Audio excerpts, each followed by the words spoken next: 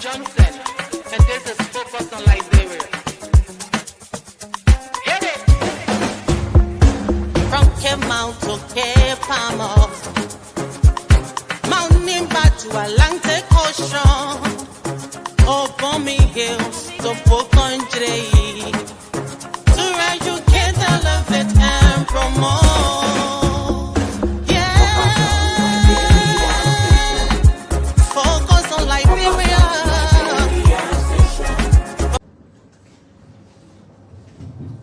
Thank you, Minister.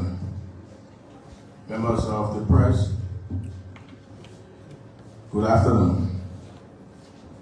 As the Minister of Information said, we are here to confirm the press release issued by the Minister of Information,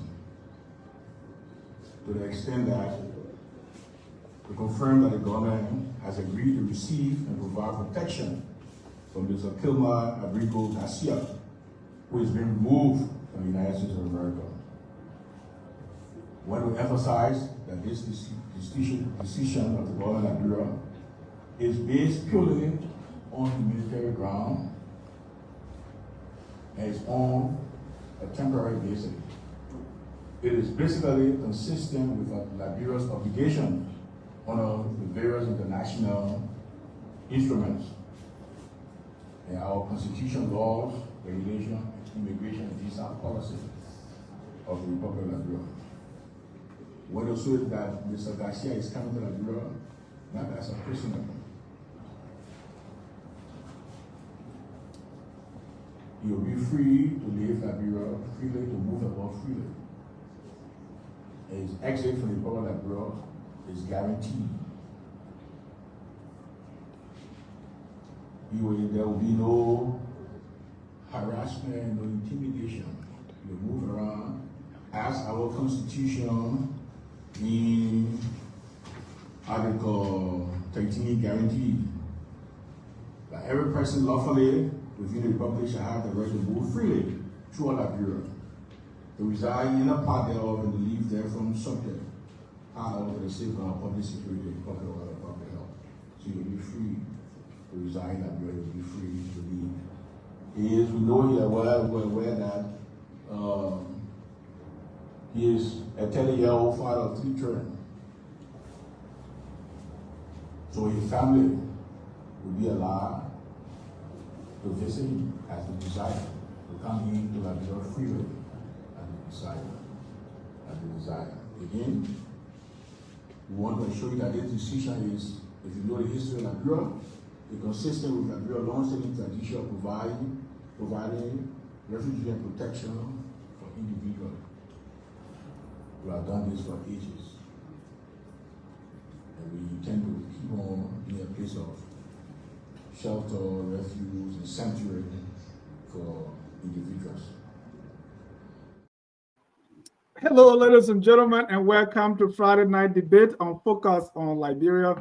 My name is Dennis Jai, and we are broadcasting from Atlanta, Georgia. Across Liberia, from southeast to northwest, from urban centers to rural communities, the signs of systemic failure are everywhere. Roads are impassable, bridges collapse without repair, rivers and creeks are contaminated by mining, both illicit and illegal and legal. Public services falter, corruption thrives, and the gap between the powerful and the poor continues to widen. Yes, election after election, many of the same leaders remain in power. So we ask, who is truly responsible, or who bears the greater responsibility?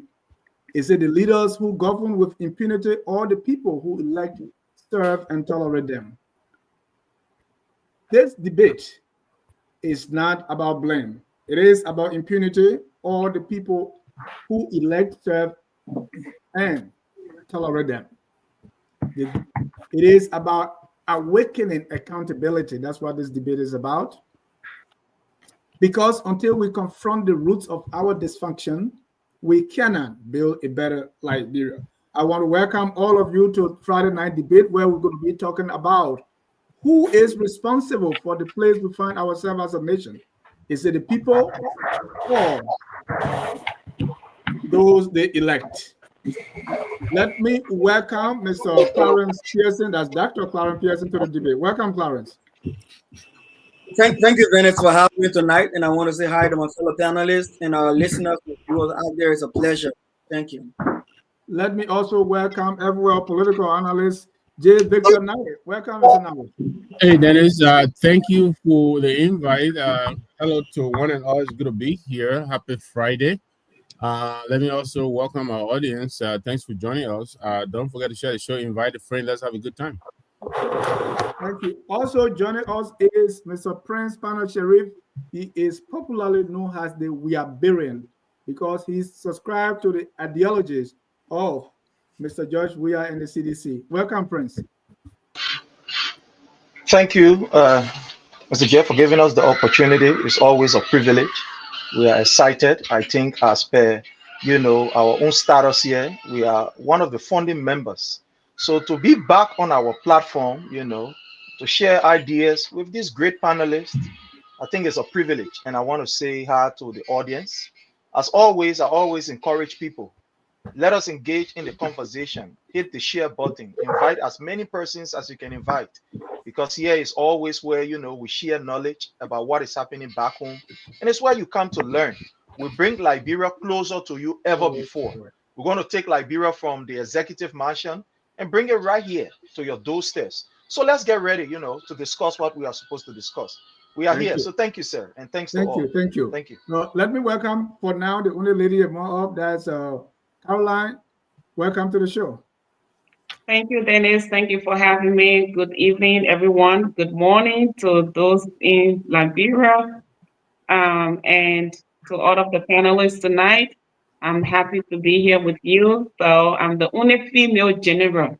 And yes, I can take the blow tonight. So let's have the discussion. Welcome, viewers. Please share the show and drop in your comments. Thank you. Thank you. And there will be no blows for you. Let me also welcome Mr. Alfonso. Mr. Alfonso, welcome to the show. Thank you, Brother Dennis, for welcoming. I'm glad to be. I think this is my second time appearing on this show, so I'm glad to be here. I also know some people here. Big Brother Victor Nangwe, good to see you, sir. And of course, friend and brother and classmate for several years, Mr. Mohammed Sharif. And I want to say, hi to everybody else, and hi to our viewers. Thank you. People always ask me how you manage to be Mohammed's friend. So now we are two. Let me welcome the guy who always claims to be the youngest among us, Mr. Elvis Morris. Welcome, Elvis. Thank you, Mr. Jai. It's a pleasure to be on. Let me welcome my colleague of over 30 years, Mr. Mohammed Sharif, a product of Waplo Institute, all the way from behind God's back in Kalipo, Kanweken. Also, FOL political analyst. Welcome, sir. Thank you, Dennis. It's good to be here. Thank you. Last and definitely not the least, is his first time on Focus on Liberia, Mr. Augustine Mane Sumo. Mr. Sumo, welcome and welcome. Thank you for joining us. Thank you, and greetings to everyone. It's my pleasure to be here. It's an opportunity, and I wish I can be a part and a useful part of this show tonight. Thank you. Thank you. Welcome. Mr. Ja, I'm sorry. I was identifying people I know, friends of mine, and somehow I missed Dr. Sumo. He's a big brother of mine. Chief, how are you, sir? I'm good, Alfonso. Thank you. Yeah, let me welcome Dr. Sumo too. Then he's a doctor. You said Mr., but it's good to have you, man. And also, Alfonso, it's nice joining you here again tonight. Thank you. Dr. Sumo, on behalf of all of us here at Focus on Liberia, I want to welcome you with a bottle of water. Feel free and enjoy yourself. And cheers with my coffee. Let me have a cheers with my coffee. Yeah. Thank you. Thank you, guys. I appreciate. It's an honor. Thank you. Make this your home. We have several topics to cover tonight. Our major topic, the debate, is about who to blame the way things looking some kind of way in Liberia for a long time. I saw the bridges from Grand Cru all the way to Lofa. I mean, the water is dirtier than even dirt because of the mining and all that. So I'm saying, who really is responsible for the poor state of things? But before we get to that, I played a video at the beginning of the show showing that Liberia has accepted someone who was deported from the United States to his own country, Kema Abrago Garcia. He was mistakenly deported, and you know the story. He was brought back, and now they were looking for another country to send him. Liberia has accepted, and I played a video at the beginning where our government is saying, this man is not a prisoner. We are accepting him on humanitarian grounds. He's free to move wherever he wants to. Even if he want to go to Sierra Leone tomorrow, he can. Anytime he can go. He's not a prisoner. He's here on humanitarian grounds. Let me start with Mr. Mohammed Sharif. He's a student of history, so he keep a close eyes on these things. Mr. Sharif, I want to get your reaction to the news about Mr. Garcia. Yeah, thank you, Dennis. I also study international relations or international studies, so I closely follow these things with very good interest. Now, Kilmer Abrego Garcia, in the Trump second term, immigration, he ran on the anti-immigration agenda. And so in Trump's second term, there have been a lot of deportation. So Kilmer Abrego Garcia, been one of the people who have, was initially deported to Latin America, brought back to the United States after tremendous outcry from the American people and the international community. The Trump administration is shopping around for countries including South Sudan and Uganda, places like that to deport Garcia. Surprisingly today now, news broke that Liberia has accepted to receive Mr. Garcia under the pretext of humanitarian ground. So again, Liberia has stepped into, something that, I quite frankly didn't expect. But this is where we're at. So to set a sort of brief background, this is what it is. And the Liberian government is not telling us anything beyond humanitarian ground. What was the negotiation? Of course, we knew these things, when these negotiations started. Of course, we knew these things when Boakai visited the United States on one of his many visits. You remember when the Gabonese president, all these different presidents came to the White House. These discussions were held, and we were told by supporters of the Unity Party, supporters of Mr. Boakai, that this was not on the table, that the president Boakai rejected this. Of course, that was a lie. And now we see this regime actual picture. And this is where we are. Thank you. Let me go to Madam Caroline Wallo. Caroline, I know you support President Boakai, and you probably support President Trump. So I want to get your reaction to, is this a good thing, bad thing for the country, or where do you stand? Well, again, thank you for having me on here. Liberia, right now, our country is so fragile when it comes to security and accountability. From the little history I know about this man, he has been accused of being a part of this notorious gang that is called MS-13. And this gang is known for so many criminal activities. But according to his lawyer or whatever, he has not been found guilty of anything with any type of involvement in this gang. Now, with that being said, how prepared are we to host this particular person that has some type of connection with such a gang, and like Dr. Somo said, what were the negotiations? How safe is Liberia with this man? What type of humanitarian work is he going to be doing? Or is Liberia saying, oh, we are opening our arms to this man as a way of building a relationship with America, or telling America, yes, we can easily do this. We have so many things in Liberia, so many crime in Liberia that has even been solved. Now we're going to add another one there. So I'm not too happy about this. Ghana is right next to us. Ghana was one of those countries that refused this man. Sierra Leone was on the list. Nigeria probably was on the list, but I know for sure Ghana and Sierra Leone were on the list, and they refused this individual. So what was the negotiation between Liberia and America to host this man?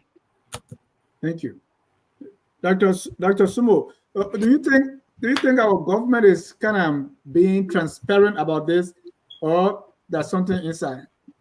Oh, thank you. You see, let us look at this situation from the context of, the position in which Liberia bears within the United Nations. So if I'm speaking from that level, you're going to see that Liberia being a founding father of the League of Nations, now United Nations, also has a constitution that back the rights or the acceptance to refuse or to accept. And now, but the way it is done, with my experience when I used to be with the UNHCR, which is the United Nations High Commission for Refugees, in situations like these international bodies lobbied with an existing government that has the case. For example, with the case of America and Garcia. We all know the story. I don't want to go deep in it for time. But at this time, I think Liberia is on the safe side because I want to believe that they are going according to UN charters. And if that is the case, and given Liberia's position as a founding member of the UN, currently sitting, on the UN or UN Security Council, that is going to give Liberia the leverage, political leverage, diplomatic leverage to do what they are doing. So I don't see it right now because I don't know the details. I don't know if they are follow all of these international protocols with the United Nations, especially the UNHCR and the migration office and all of these UN agencies that are responsible. So until we can understand that, I think it's still premature to just, conclude. So if you're saying that he's being accepted as a refugee, that's what you're implying. Yes, he could be a political refugee. If that my is the question case, is, do you think our government is being open about it to tell us what we really need to know? No, my answer would be no. we need to know right now. I think it's about time they start telling us. Mr. Let me get your take on this, Mr. Garcia. Thank you. So I'll look at it from the perspective of Mr. Garcia and of international humanitarian law. As it stands, Mr. Garcia is a stateless person under international humanitarian law, and Dr. Sumo alluded to that to some extent.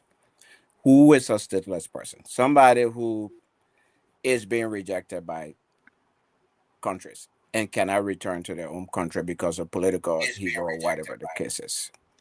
Mr. Garcia cannot return to his country according to him, and he applied for asylum in the United States under those conditions.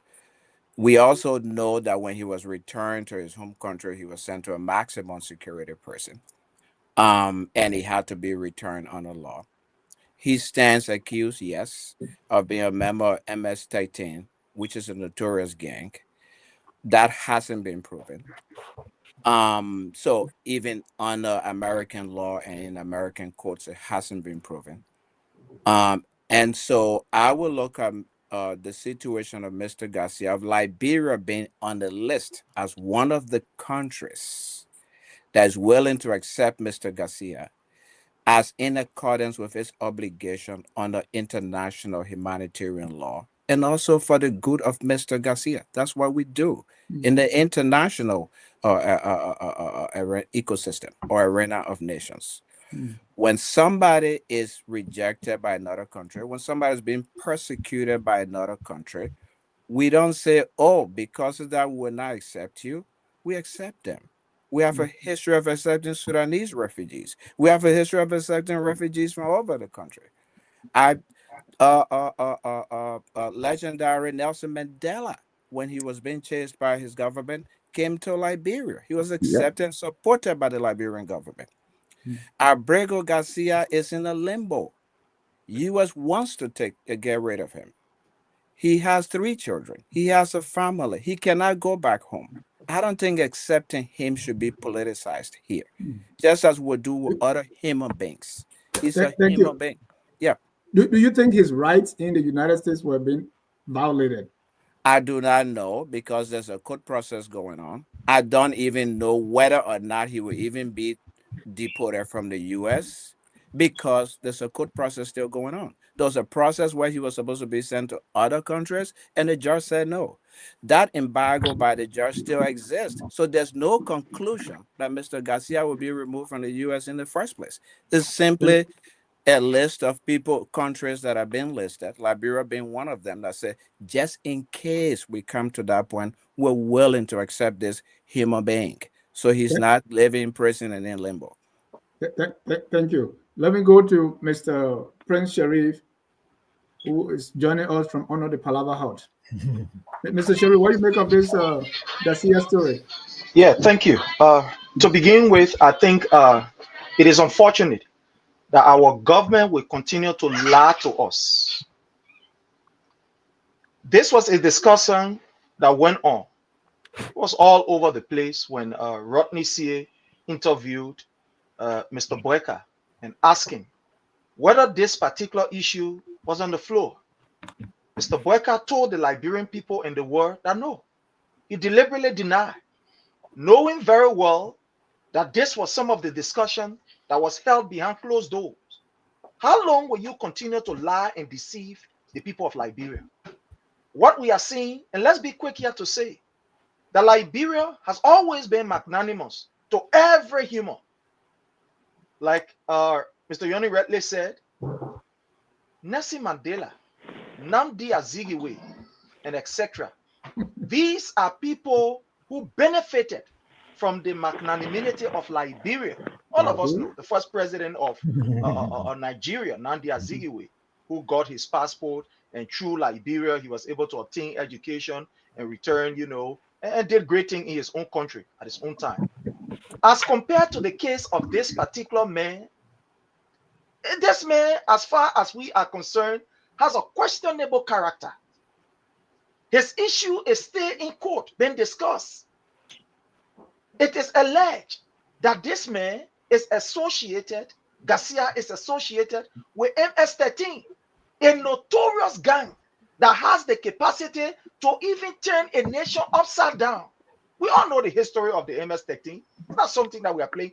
If the most advanced, the most secure in our own mind, we say the United States of America is refusing this particular individual and saying that this man has a link, how much more than us, Liberia, where our borders are not even secure? Every day we have drugs coming in. I can name about 13 areas in Grand Cape County where I'm from that I can pass to enter Sierra Leone without nobody knowing. And you are taking this man there. But again, fellow Liberian, this is the deception that we are talking on. This government continue to lie to the Liberian people. When will this government be truthful? When? Thank you. Thank you. Elvis, I'm not trying to bring one CDC man after another CDC man, but just the order I'm going. Go ahead. What's your take? Thank you. Look, I think I see this as Liberia taking its rightful place as America Tory in Africa. It's like we have a history of doing what America wants us to do, even if it's illegal. We're helping to facilitate the extrication of this guy who was going through a legal process that is not fully adjudicated. And Liberia, our Minister of Justice, who should be a legal luminary in our country, is telling us that this guy is a refugee. Nobody is forcefully taken from one country and put in another country as a refugee. People seek refuge in your country. He's not seeking refuge. He's being forcefully taken from one country where you have a legal process going on that hasn't been fully concluded. And our Minister of Justice is telling us that he's a refugee, which is a lie. And secondly, President Trump is not the Constitution of the United States. You have to respect the Constitution of other nations. If the leader of that nation is doing something that is illegal by international laws or even the laws of his own country, you're not to help facilitate. Then you become an accomplice in its illegality. So I think what our government is doing is trying to appease, President Trump, so that they can get little trinkets here and there. Since President Trump, called off that USAID, President Boyka is trying to ingratiate himself by being a toady to a reckless president. And this is a sad thing for us as Liberians, because other African nations, I interact with other Africans, they always tell us that they don't trust Liberia. We have a history of doing things in the continent that is detrimental to other African countries on behalf of the United States. And this is almost another example that we're seeing. Nations greater than us, like Ghana and other nations, refuse this because they have legal minds who review the case and realize that internationally, it's not to their advantage to take this guy in. This is not a case that has been concluded. Trump is trying to. This is a case about executive overreach, and Trump is not trying to respect the judicial branch of government in the United States. He wants what he wants, and he's looking for people to help him facilitate that. So for Liberia to say pick me, I would do it for you, Mr. Trump. I would do it for you. It's an embarrassment as a government, and Mr. Boyka is only reflecting what he did when he was sitting in front of Trump. An 80-year-old man acting like a little boy in front of another president, and now he's towing his water, holding his share while he's walking behind him. That's how Liberia is turning into a nation of bucket tours, hue of wood behind people who are giving you orders that is illegal internationally, and we're following it blindly as if we don't know our right from our left. So I'm appalled by this decision by this government to take this guy who hasn't seek refuge in our country, who is forcibly being deported illegally from the United States. Thank you. Thank you. Let me go to Mr. Victor Nangwe, probably the most seasoned politician among us here. He's calling President Boyka the Bob Gray of our time. That's what Ebe is saying. Do you agree? Yeah, I don't know about his most seasoned politician title, but listen, I share similar sentiments that Elvis is expressing here. Look, when the news broke that our government was arranging with the U.S. to provide, a processing center of sorts, because we thought this was about people trying to cross borders illegally, who were being stopped, and the U.S. government was backlogged, needed a place to carry these people and process them. They needed time and all of that. So we thought this might be a smart business decision on the part of the government. To give these people a third country until they can their process. Some might even end up in the U.S. Some might end up being sent back home. But this arrangement, this man is the symbol of resistance to the Trump regime's callous disregard for the rule of law. Every country is resisting this man, as others have indicated. Countries on the continent, countries in Central Africa, all over the world are resisting, giving this man, sanctuary. And here we are. We were praising the foreign minister here recently when she met with Rubio, and we thought the government had broken through and was making some headways into the State Department and eventually in the White House. But now it is becoming clear this is what this was about. This is an embarrassment. It is a shame. We are going to be the pariah around the world, in the region and throughout the world now, as that country that is facilitating the violation of other people. This man has done nothing. He is not a criminal. This government has been unable to prove anything against this man. He has done nothing.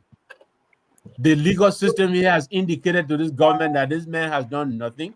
They try to deport this man. They force them to bring him back here into this country. And now we are going to enhance the argument when they go before the law. Do you have a place to send him there? Oh, yes. Liberia will take this man, Your Honor. So this is so Mr. Nangwe. So if this man has been lied upon, persecuted wrongly, and is being mistreated, and Liberia is recognizing his humanity and say, okay, since you don't want this man and you treating him badly, Bring him. We'll have a place here. In fact, we're the beacon of hope, the lone star of Africa. Isn't that what Labrador is doing now? You don't think so? No, this is an artificial problem that has been created. I don't know. Yeah, some indicator here we've been providing sanctuary for a long time to freedom fighters and people in that category. You understand me? As Elvis has indicated, this man is not a refugee. This is the government trying to force him out. He's not seeking refuge from this country or anything. This is the man who is being illegally deported, and he represents what is illegally being done here in this country. Is the resistance to this illegal deportation of people from this country, people who are here legally, who've done nothing wrong, only because they're being profiled of the color of their skin and the way they talk. People like myself. And so I expect my government to stand with me and say, no, we're not going to facilitate this nonsense. You're not bringing this man here. And they come here in the dead of night and they ring some kind of foolish deal, and this man is going to go to Liberia. I hope it doesn't go through. Thank you. That's the progressive, Mr. J. Victor Namwe. Now let me go to the neo-progressive, Dr. Clarence Pearson. Dr. Pearson, what's your take? You know, and I was thinking when they say he's going to be, I'm just thinking, where is he going to be? Are we going to rent him an apartment? We got to say he's not a prisoner, he's a free man. Is he going to be, at the ministerial complex or Nuclear Town, or we're going to send him to Sino, where my dream job is? How you thinking about it, Dr. Pearson? I would suggest Sino. Sino is a better place. Yeah, Thank you, Venice. Thank you for having me again. Look, let us be clear on a couple of things here. I think Elvis and those who align with Elvis in terms of the conditions under his deportation is a serious concern. So I don't want to repeat that for our listening audience. But again, I want to say if we think we have apartment for Garcia, then we should be taking the people from Hotel Africa there. We should be taking the people that we're removing from in the alleyways that we are clearing out and making them homeless. We should be taking them to those places. Liberia does not have that luxury. If we have the potential to give him job that will sustain him while he's in Liberia as a free man, like the Justice Minister say, then we shouldn't be taking work permit from foreigners, as we having it being fought over in the legislature by Darius DeLong every single day, that Liberians do not have jobs, and jobs are being given to foreigners. Is another foreigner going to bring to give a job? Where is the job coming from? Is President Boyka going to appoint him maybe special envoy to Esclavida, Slovenia, wherever the case might be, like we did with Jetty, and pay him some pay money as a foreign service personnel, because he has to make a living to survive. All right, he's not going to come in Liberia and sit down, and then we pay him for his time, for his daily sustenance allowance on LU, still in the dilapidated condition where President Boyka went to launch a PhD program and couldn't even use the restroom in the back of the auditorium. All right, so these are major concerns. Let me move a little bit forward. I think my concern I have is the fact that as a neo-colonial country and continent, where we are looking to have Africa has its footing reclaimed from colonialism, to see us again being the oldest republic in the continent that is about next year to be representing the geopolitical interests of Africa at the United Nations. To see us not being able to feed ourselves and not to be able to fund our own budget, but we are able to buy our needs, to the blatant and total disregard for rule of law in the United States, and facilitate such dubious transportation of an individual to Liberia. I think it's wrong. I will close by saying this, Dennis. I was one of those who championed that logic when President Boyka was saying yes, sir, to Donald Trump in the White House, and we were laughing at the good English. And this came up, we were speculating on that very day, and I said, Liberia is noted for having a legacy in Africa where we have hosted a lot of people within the sovereignty movement, the time we're trying to help our brothers get the sovereignty.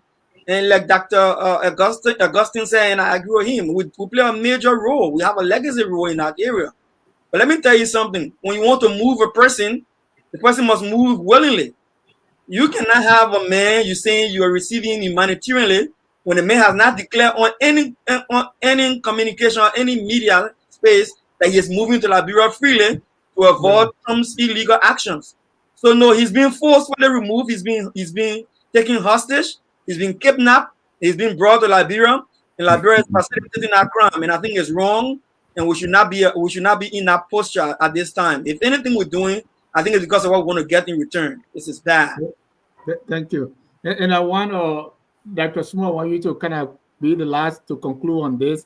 I'm thinking, there was a time that there's this man that Justice Kabina Jane said, that he was being deported to Sierra Leone against his will because the Sierra Leonean government. So our country, especially under President Bouakai, we have that history that a Guinean national who was in Liberia seeking refuge perhaps was taken under the cover of darkness and sent to the military junta in Guinea. This is like just this year, I believe, right? Yeah. So I just want more that to. And then before Dr. Small comes in, something just came to my mind. Just for example, look at those people that came from Ghana. Our government couldn't even take care of them. So now you're gonna put all this money and resources behind one person. Like again, one of the panelists said it has not been concluded yet. But the fact that you have come out to say yes, you are willing to take this man, mind you, you have to provide security for him because he is not to be harmed. So who's going to fund that money? Where is he going to be living at? When we have other Liberians in this country that are on deportation lists that the government has refused to accept back. Yes, I supported this government, but I will not hold my peace from speaking against some of the things that they are doing that is not going to benefit us as Liberians or it's making us look like we don't know what we're doing. So you can't tell me the people that came from Ghana the other day, there was no plan for them. There was no security. There was no food, no place for them to be at. And yet you coming to put the nation resources behind somebody that has this tainted reputation, even though they haven't found him guilty. But this is America's problem. That's not a Liberian problem. Why are we taking that onto ourselves? As if we don't already have enough problem on our hands. Okay, thank you. Dr. Suma, I want you to get your feedback because it's unanimous that many of the panelists don't agree with you and Mr. Well, since he's Dr. Sumo, can he be the last? Can I just ask you 2 questions? I don't have a doctorate, so let me come in and then he can be the last. So I have a question. So first of all, it's important for us to understand the issue with Abrego Garcia. According to Abrego Garcia's lawyer, he's willing to return to Costa Rica as one of the places that he's willing to go. The U.S. government is not sending him to Costa Rica. Liberian government say he can come to Liberia and then he's free to travel. He can leave tomorrow or day after tomorrow. So he can go to Costa Rica tomorrow, correct? That's one issue.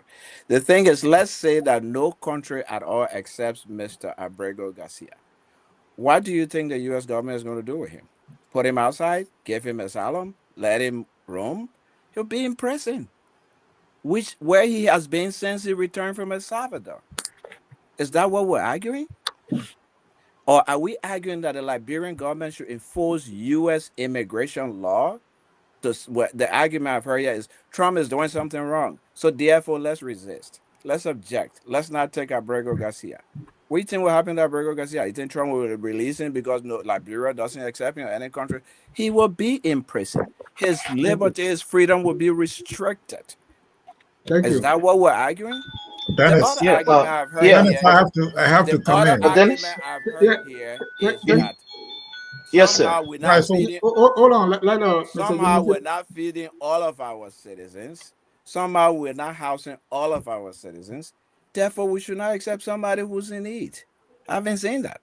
I haven't No, seen no, that what before. they're saying, they say America is not feeding all of its citizens. America is not housing all of its citizens. Citizens are lying down in the We streets. cannot compare America to But Liberia. yeah, we are. Well, hold on. I'm We not gotta, comparing America, sister. I'm saying there's no situation in the world where you want to have everything perfect before you assist somebody. That's thank all you. I'm saying. So, Thank you. yeah. Thank you. Thank you. Mohammed coming, Dr. Sumo, and then Prince, and then we move on to our next topic. We have a lot. Of course, Dennis. I wish you have gone to that question, to the meat of the question you just asked, where you stated that the Liberian government deported a refugee. So no, this government is far away from the governments of the past. The government of William Tubman that accepted refugees from the Sudan and all these different countries. The government of William R. Tolbert that accepted refugees from all these different African countries and actually contributed to the Southern African liberation movement. These governments of the past contributed to that. This government is far removed from that. This government now is in cahoot with excesses of the Trump administration. And someone, J. Victor rightly mentioned that Abrego Garcia is a symbol of that resistance. And so this government, so the first question is how much did they pay Bouaka and his regime? There's lots of money that they're not telling us. You want to respond to Alfonso's question quickly? What is the amount of money that they received? They must have received something. So what is it? Why are they not telling the Liberian people these things? I mean, it's unacceptable that while Abrego Garcia's case is still being adjudicated in the court of law, and I support that. The United States is a sovereign nation. The United States courts can decide that we don't want Abrego Garcia in our country, and he can be deported, and that is acceptable to have him sent to a third country. This is still being adjudicated. Why is Liberia stepping up now to say, yeah, we're gonna take him? Of course, we knew these things before. Of course, we knew Bouaka was given to this. We knew when he came here for the meeting that, they said he was speaking good English and he had no response. We knew that this is what he was trying to do all along. And shame on this administration for doing this. Thank you. Thank you. Dr. Sumo. I wanted to. Yeah, you have a minute. Let me just weigh in on 1 or 2 points quickly. First of all, I want to just, in some part, I agree with my colleagues, and I just want to make some clarification. When it comes to the situation or the case with refugees, there are categories of refugees, and each of them, their case is addressed differently. Let's say, for example, you have fear of war, prosecution. You see refugees started for that. Political or criminal whatsoever prosecution against a state. So those are the categories. There are several other categories of refugee status, not just the way we're seeing it. And wherever you fall, it goes within the purview of the United Nations that is responsible for refugee. Let's say, for example, the UNHCR. But it looks like the United Nations is not involved in this one. Is the American government? The case here is, I'm going to not comment on that because where it begins from, it begins with the country that is, having issue with an individual who, like, for example, like Garcia. The country having the issue is the one that makes the application. So, for example, the United States, as being the United States, might have made an application to the United Nations, and this application was accepted, and then the application went out to countries willing to accept. That's my thinking. That's my an assumption, though. So in that case, I'm saying that's an assumption. Yes, that's an assumption.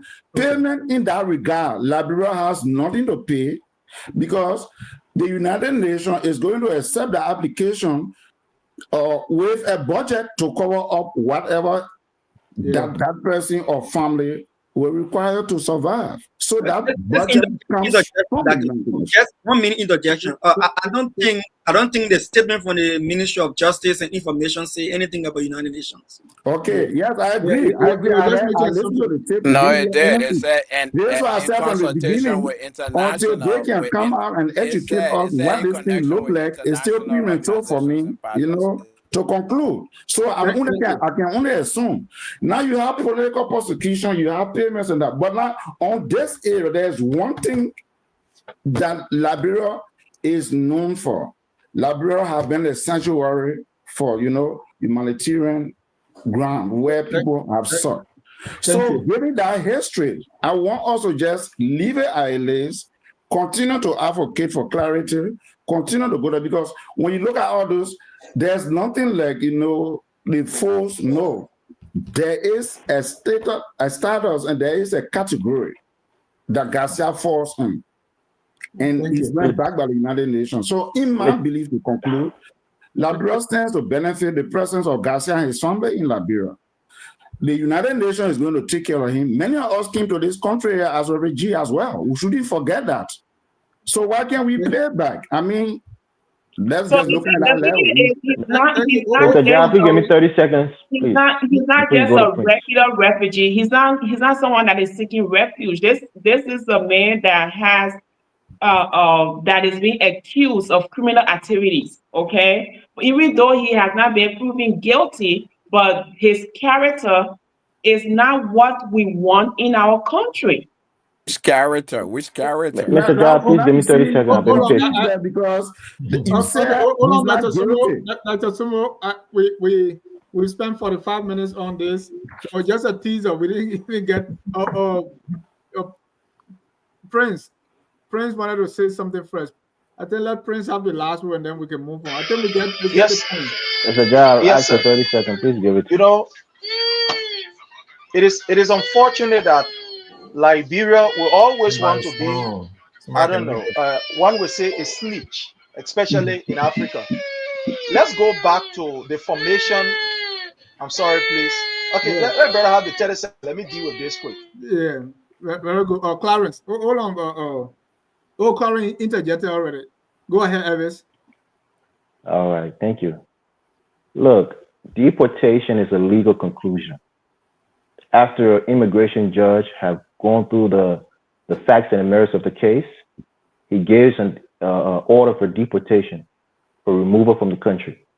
Liberians in this country who have committed crimes and who have been deported, there's usually a communication and documents to share with the Liberian government that the judge has adjudicated this case and the order of deportation has been, sent, and here's your citizen or your citizen, we're sending him back to your country.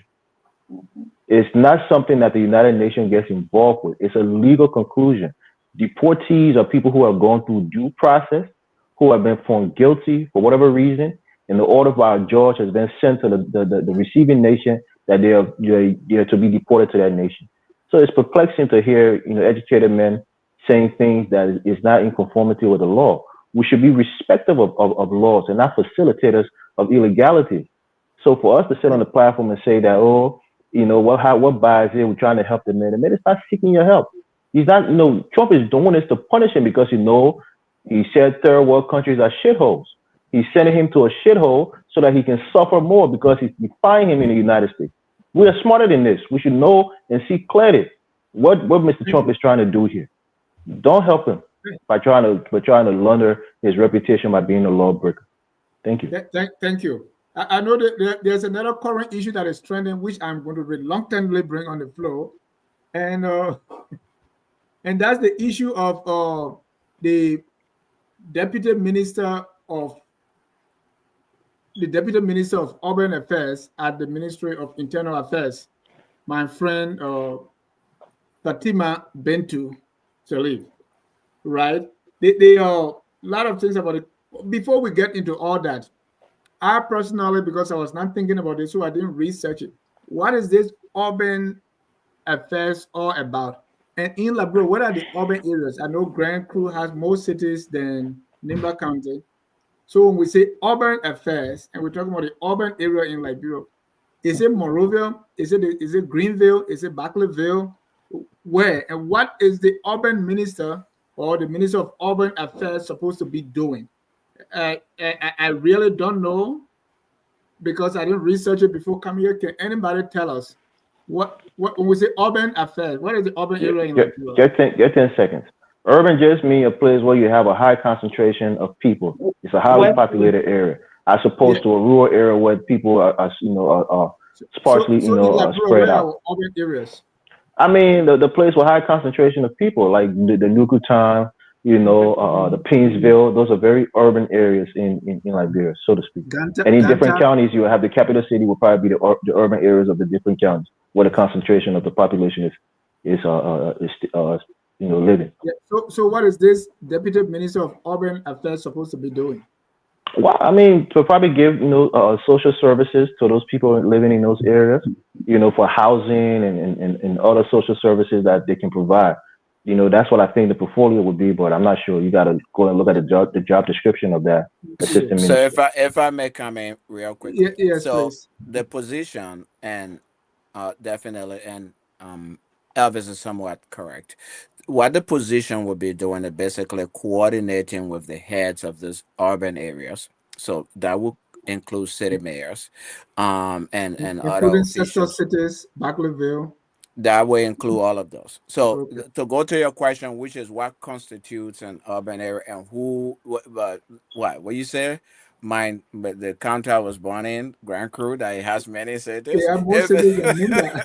if it has several cities, yes, then those cities will be regarded as such, and the role of the deputy minister for urban affairs will be to coordinate with those people in terms of providing local government services to the people, in terms of finding out what their needs are and bringing them to the central government, and also coordinating with them to provide services as trash pickup, provision of water, and sanitation services, and those kinds of things. That would be the job of the deputy minister, and I think that's precisely what the Internal Affairs Ministry Act stipulates. So Yes, sir. so with the local government act and all these things, should this internal affairs ministry exist at all? Even the urban affairs and all that. But anyway, let me get to this. I don't know if any of you had the opportunity to watch the interview, to watch the confirmation. According to the confirmation, what is trending is Fatima says she got is a minor in urban development. That's what people are questioning. Number one, the school doesn't give that. Number two, she didn't get that. So she's not being truthful. And the Senate, they were asking like she is misplaced. Her expertise belongs somewhere else. And two, like they talk about the next minister, she said, well, you've been in the public health area and really we need people over there. What are you doing here? So if you follow anything, I want to get your reaction to that interview, to that confirmation. And disclaimer, she's my friend. And so I'll be so I'm putting it out there. I personally didn't have a problem with it. I think, what is this urban thing anyway? So I didn't really pay attention to those nuances. Well, I want to get your take. I want to be fair here and say, what do you think, Dr. Pearson? Thank you, Venice. I think we just have a lot of positions in government that shouldn't be there. Just like we have a lot of ministries and agencies that are overlapping functions. The whole thing about urban minister should be just the same as the Ministry of Public Works and what they are doing up there. It should be also correlated to those in Ministry of Finance and Development, quote unquote, development planning, right? Yeah. Development planning. So when I think about finance having development planning, I have Ministry of Public Works. You put the two together and you can't contact all of the superintendents and all of the how you call it superintendents across the country. You cover that title. So I'm not sure why we have that title to begin with, because that title centers around policy planning, development strategy, planning and stuff like that, collaborating between different sectors across the country to ensure that people get maybe good housing, access to utilities, to give them a comfortable life. But all of these things are pocketed in different ministries and agencies. And then we get another title that's just going to sit there and somebody collect cash because it kiss the president jaw as a campaign supporter, right? So I think that's where we are. And Dennis, is sad for our country because when you look at Clarence, even if the president Joe were not case, that means that portfolio will still be there. no, Dennis, listen, sadly we have a country where people are given jobs on the basis of political affiliation, not on the basis of necessity and need that the country has. So we keep crying that we have too many recurring budget and wage bill is so high. Partners keep telling us cut down the wage bill, increase investment in public-private sector, create jobs outside of government for people to have access to work outside of political influence. And you go back to the similar thing. Listen, Fatima has nothing to do down there but to go file her nails. All right, and then when she gets through filing her nails, she go home. And I'm saying it with all honesty because if you look at what's happening in Liberia right now, there's no major development taking place to say that you have a minister sitting on that development. That's not happening. Thank you. Let me go to Jay Victor. I was looking at, there's a new school that started, so I was looking through their curriculum because my son sent it to me, say, Daddy, I want to go to this school, right? And they have, military science, PE. And I said, oh, it's still doing this ROTC. When are we going to evaluate to see, okay, after doing ROTC for the past 60 years, do we still need this course for everybody? I mean, it's mandatory. PE is mandatory for everybody in LU. As women, they say women should do Pella or something else. ROTC is mandatory for everybody else. We have French is mandatory for everybody else up to 200 level and all that stuff. So I'm looking at even the entire internal affairs ministry. You are dealing with chiefs and all this. Is it even necessary, Victor? Or are we just looking at small problems and leaving the bigger ones?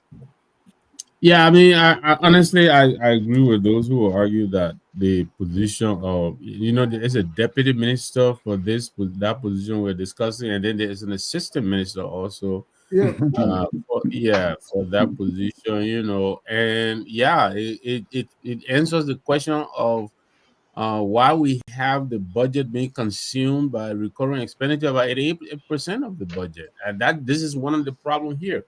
But coming back to the young lady, I think this is an unforced error. I think, and when I think about it, I think about the Brian Williams situation on NBC. Very successful guy, everything he touched was gold. Moved on to MSNBC, and then he was not satisfied. Had to embellish his war coverage and all of that, and that thing brought him down. This young lady, first of all, look, how did she get appointed to this position? I mean, she calls herself the president's daughter, so there must be a certain familiarity with this lady. The president knows what she does, and he knows what she's capable of doing. Why would they appoint her to this position? I think that's the first question we should answer. And then she goes in there, she's the press president. She knows how to handle the president, all of that. So I can't say she was overwhelmed and nervous and all of that. I don't think Butterfly handled it. I think she just went there and decided she was going to embellish her resume. And it really makes her look really, really bad. I feel bad for her. But there are those who feel this is a deal breaker for her. She shouldn't go on to hold this position. And I think they have an argument there because we have too many dishonest people, running government. And this looks like one of those things. Very minor thing, uncalled for, unnecessary, and she went and made it up. And now she's reversing it. I understand the newspaper reached out to her. She said, well, she didn't do it, but she did it as part of her internship and all of that. It still doesn't suffice for this big story that she told. So is she finally gonna come up and own up to it? Maybe. If she doesn't, maybe she shouldn't go on to be confirmed. If she can come back and own up to this, maybe an apology, hopefully she would humble herself and learn a lesson and go and serve our country. But Is this position necessary? I say absolutely not. It is not. I think we can do with this whole position of urban deputy minister, deputy for urban, and then assistant minister. I'm sure there are directors, and there is a whole line of personnel I think associated with this job. I think that it should be. I don't think we need this in the government. Caroline, let me come to you because we had the same issue with the current foreign minister. The credential issue came up, and when she went for the confirmation, I mean, it's like it didn't even come up.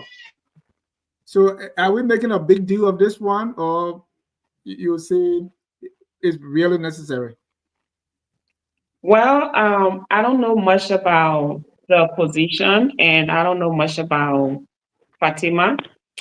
I know people, as me being the only female on the show, I know people will want me to be a support person towards a female candidate, which I have no problem with that. You know, supporting women to be a part of this government so that we can make the change that we want to see, right? But I watched a clip of the confirmation interview. I feel like she is well rounded. She has a lot of information, and she knows she's well educated. Let's just say she has social. She has a master in social work. My question is, why can't she go to another ministry to put that to work? Why put her in this position? And like the other panelists just said, I don't think this position, somebody needs to be in this position. It's another mismanagement and misplacement of people that the government does. And it's not just this government, it's all government over the years that we just put people into a position where basically you're setting her to fail because this is not something that she know how to do. Just from her question, her answer, you know, like Dylan asked her, what is the budget? That's something that she should have known before even going in front of in there for the interview. She went there for an interview. There were some questions that were asked, and she didn't have any answer for it.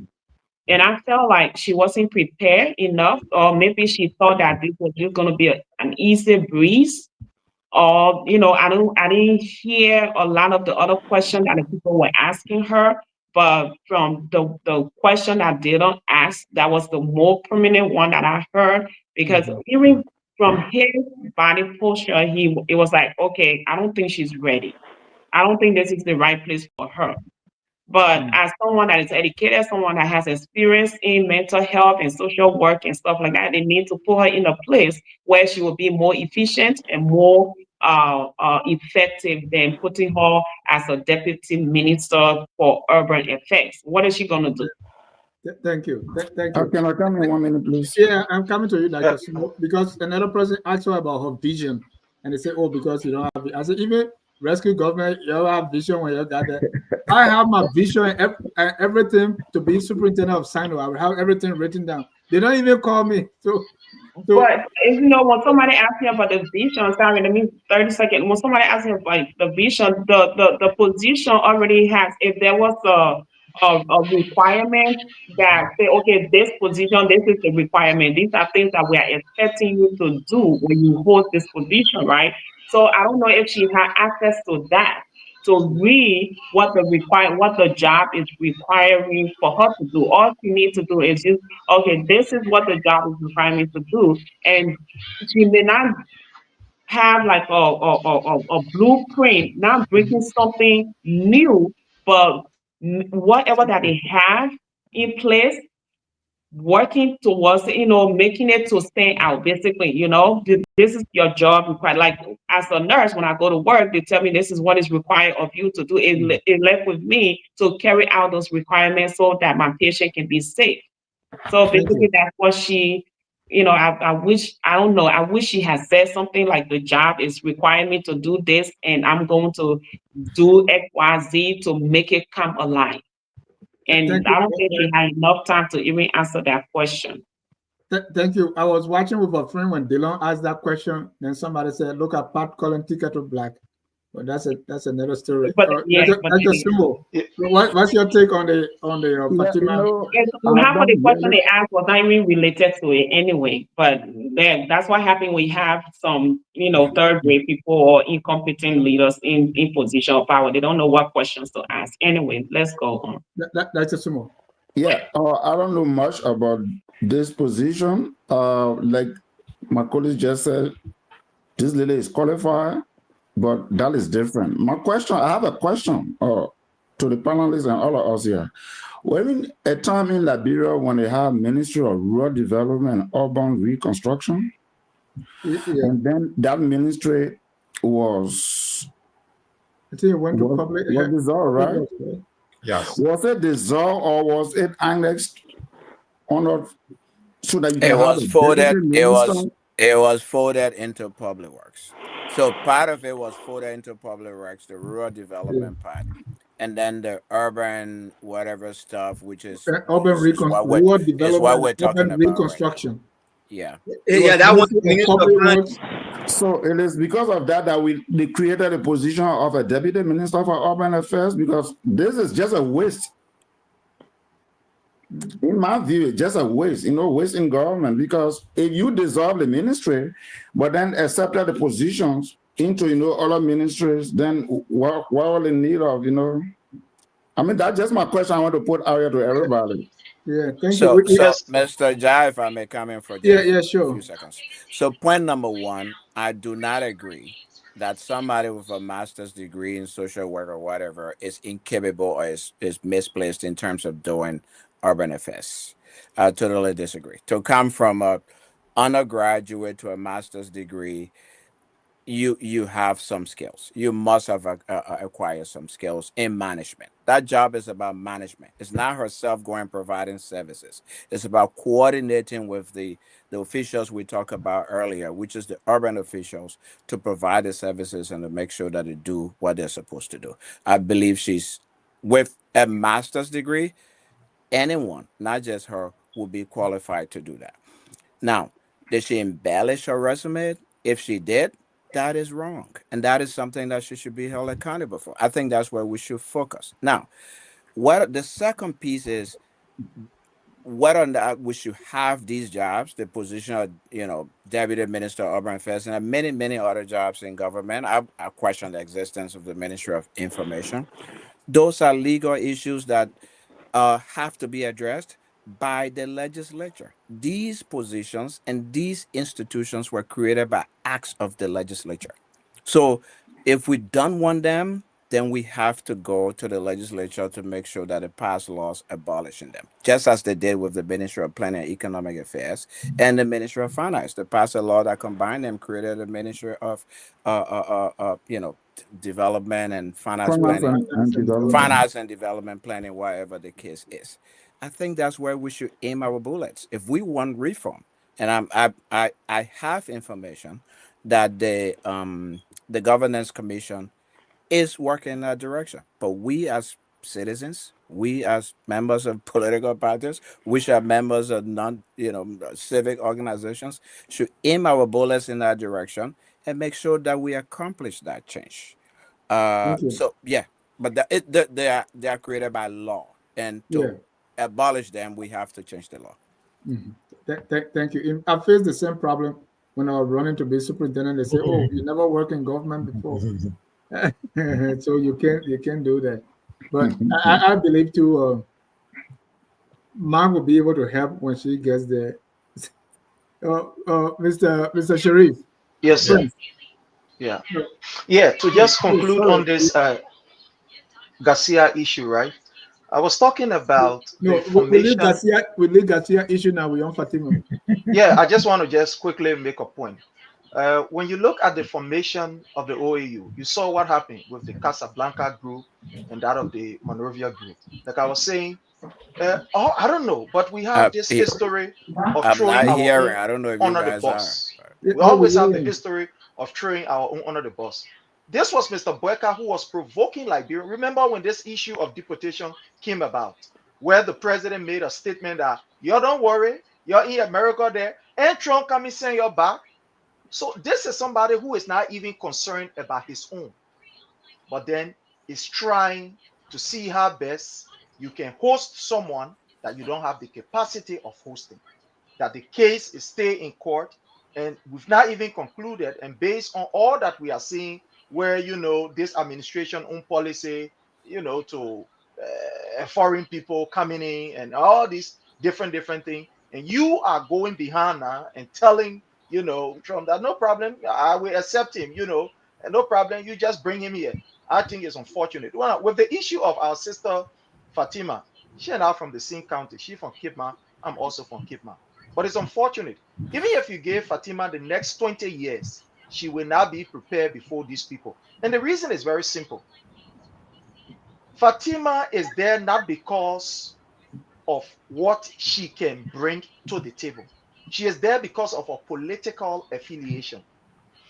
When Mr. Boyka appeared on the VOA, he made us to understand that people that he will be appointing, the clips are there, people that he will be appointing are people who are competent, are people who are capable, and are people who have the requisite credential to ensure that they produce, and not just everybody. But it is unfortunate. Look at all of the appointment that has been made of recent. So Fatima is of no exception. The only reason why you see Fatima even serve at MCC as one of the council lady is because these people sat down on some kind of platform, and they were able to use all kind of rhetorics, lie to the Liberian people in the name of we are members of the opposition or at the time, or we are supporting the Unity Party. So are you saying she's not qualified to be on? No, she is not qualified, because from what we saw today, this is somebody who served as council lady, right, on the MCC board. Tell me, for God in heaven's sake, that you don't even know the budget of the MCC that you served on as a council lady for at most maybe about a year or so, that you don't even know the budget. Thank you. Look at the information that she even provided relative to her credential, and that now Front Page Africa is digging this thing out. Look, it is scaring. It is scaring, Mr. J and fellow panelists, for you to have people who are politically aligned only because of their political alignment. So you say, yeah, let's give them the opportunities to serve. At the end of the day, there's the reason why we have people in government that cannot produce. And when they are given the opportunity, the only thing that they go there to do is to steal from the Liberian people, is to be very disrespectful to the Liberian people, and allows to just fill in their pockets. So it is not strange. Thank you. Thank you. But we went through all that for 6 years with you guys. Half of your people in the government, they have good qualified credentials. So no, they were all qualified. They were all competent based on the work. The Liberian people can be able to tell. We're not going there, Prince. We know Koji was the city mayor, so we know he was qualified. All right. I don't want to go there. Evans, let me get your take, and then Mr. Sherry. All right. Thank you. Look, I don't know Fatima personally, but I'm disappointed in her. It's about self-honesty, right? Nobody knows you better than you know yourself. You know your capabilities and you know your liabilities, the things that you're not good at and the things that you're really good at. If you are using a minor, which again, it is reported that she didn't get a minor in a graduate level, school.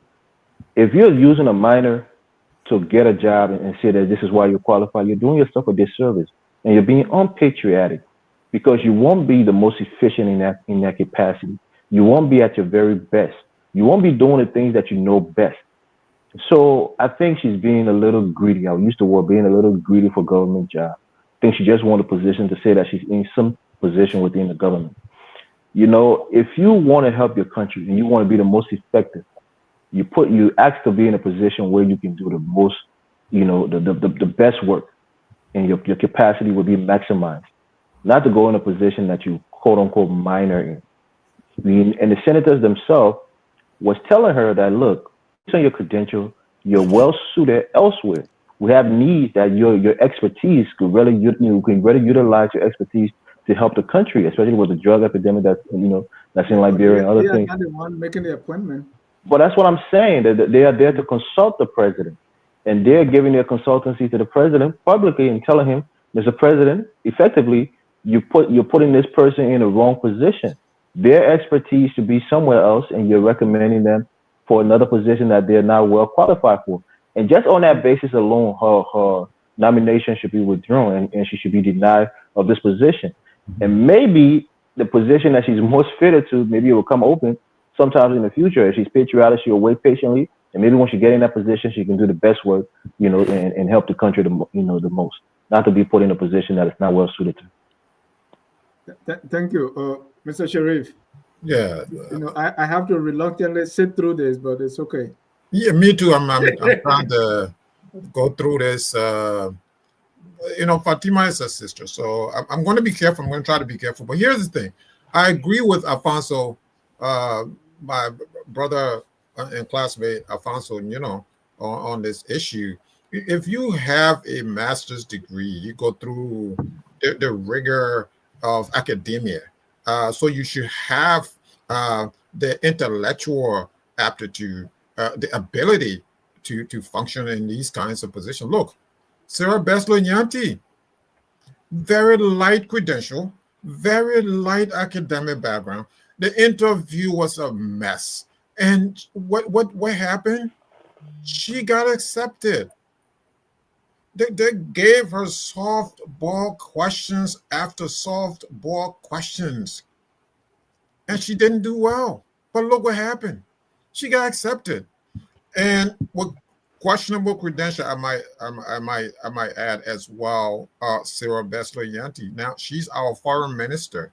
Compare that to Fatima. I didn't watch this, so I didn't watch the confirmation hearing, so I'm not going to say much about that. But I think that this is something that she can do. I mean, she is. I hope she can.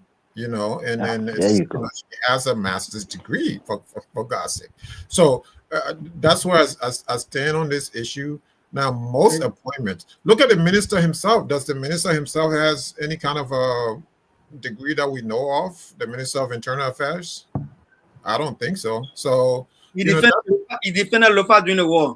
If you have a master's degree in mechanical engineering, you can be a civil engineer. Oh my God! No, he defended Lofa during the war. I would say he has a degree in civil engineering. No, I say if somebody has a degree in civil engineering or a master's degree in civil engineering, that qualifies them to be a mechanical engineer because they have a master's degree. No. That's juvenile. That's when I was going for I'm being when I was going for the superintendent, you're being overly sarcastic. Yeah, I was going for the superintendent job. I was using my project management background, and then my knowledge, but I'm different, right? Because you hardly find people so well-rounded like me, but that's another story. Yeah. It's a joke. Go ahead, Jimmy. I want you to conclude on this thing. Mohammed, Mohammed, I spoke with somebody. I don't know if the minister went further, but I have a friend who was a classmate who told me he was a classmate with the minister at BWI. I don't know if it went further than BWI. What the minister? She went to Huntington, right? Yeah. Well, he probably did after BWI, but a friend of mine said he and the minister proper were classmates at BWI. So basically high school graduate. There you go. Who minister are you talking about? The foreign minister? Somebody suggesting Cottington. Somebody suggesting you went to Cottington, but you go ahead. I don't think we should be devil the issue. No, I was talking about the foreign minister.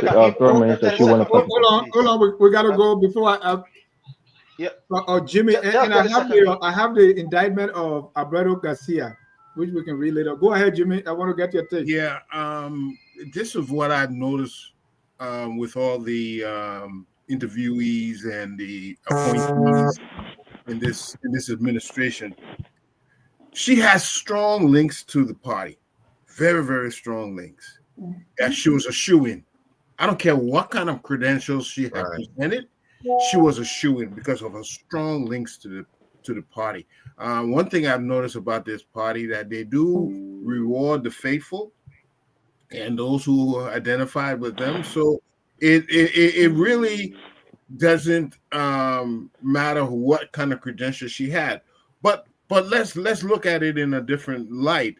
If we were really examining people to find out if they're competent enough to hold a position, you'd have to have a body, a Senate body capable of asking the right kind of questions.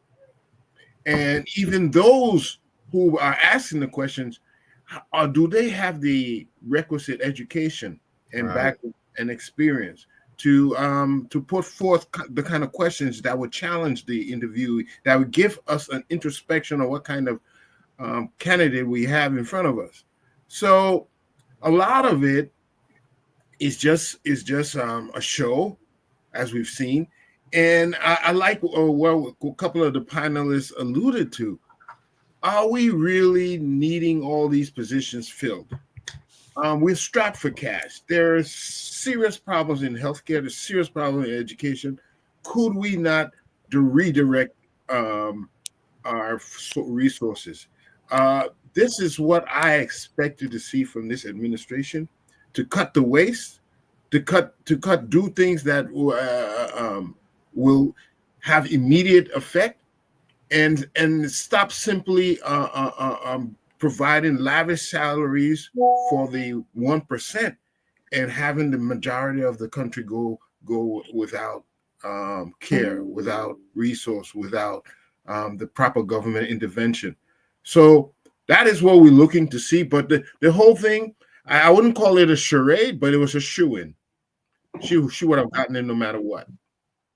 Thank you. Ladies and gentlemen, if you are just joining us, this is Friday Night Debate. And we talk our first two current issue. That's the confirmation hearing of Madam Fatima, that's the Deputy Minister of Urban Affairs, designated at the Internal Affairs Ministry, and also the deportation of Mr. Garcia to Liberia. And we have accepted on humanitarian grounds.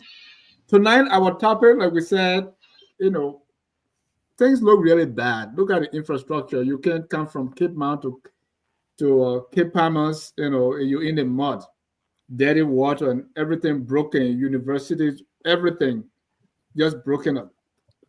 So the question is, who really is responsible for all this? Is it our leaders or the people that vote these leaders to power? We don't have much time here, so we're going to, so by show of hands, so I want you to just give me 30 seconds each. And let me read it. First of all, when we say, what does responsibility mean? We know that in issues like this, everybody is at fault. Even you can even blame America. You can blame Guinea. You can blame everybody, the people, the government. Everybody has a part to play. We understand that. We're just saying, who bears the greater responsibility for the broken infrastructure, the environmental degradation, the rampant corruption, the looting, all the things that are taking place? So we will go counterclockwise, starting with Dr. Sumo. Just in less than a minute, just tell me up front who you think is responsible and why. Dr. Sumo. Okay, you see, what happened here with that question? Your audio is not too good.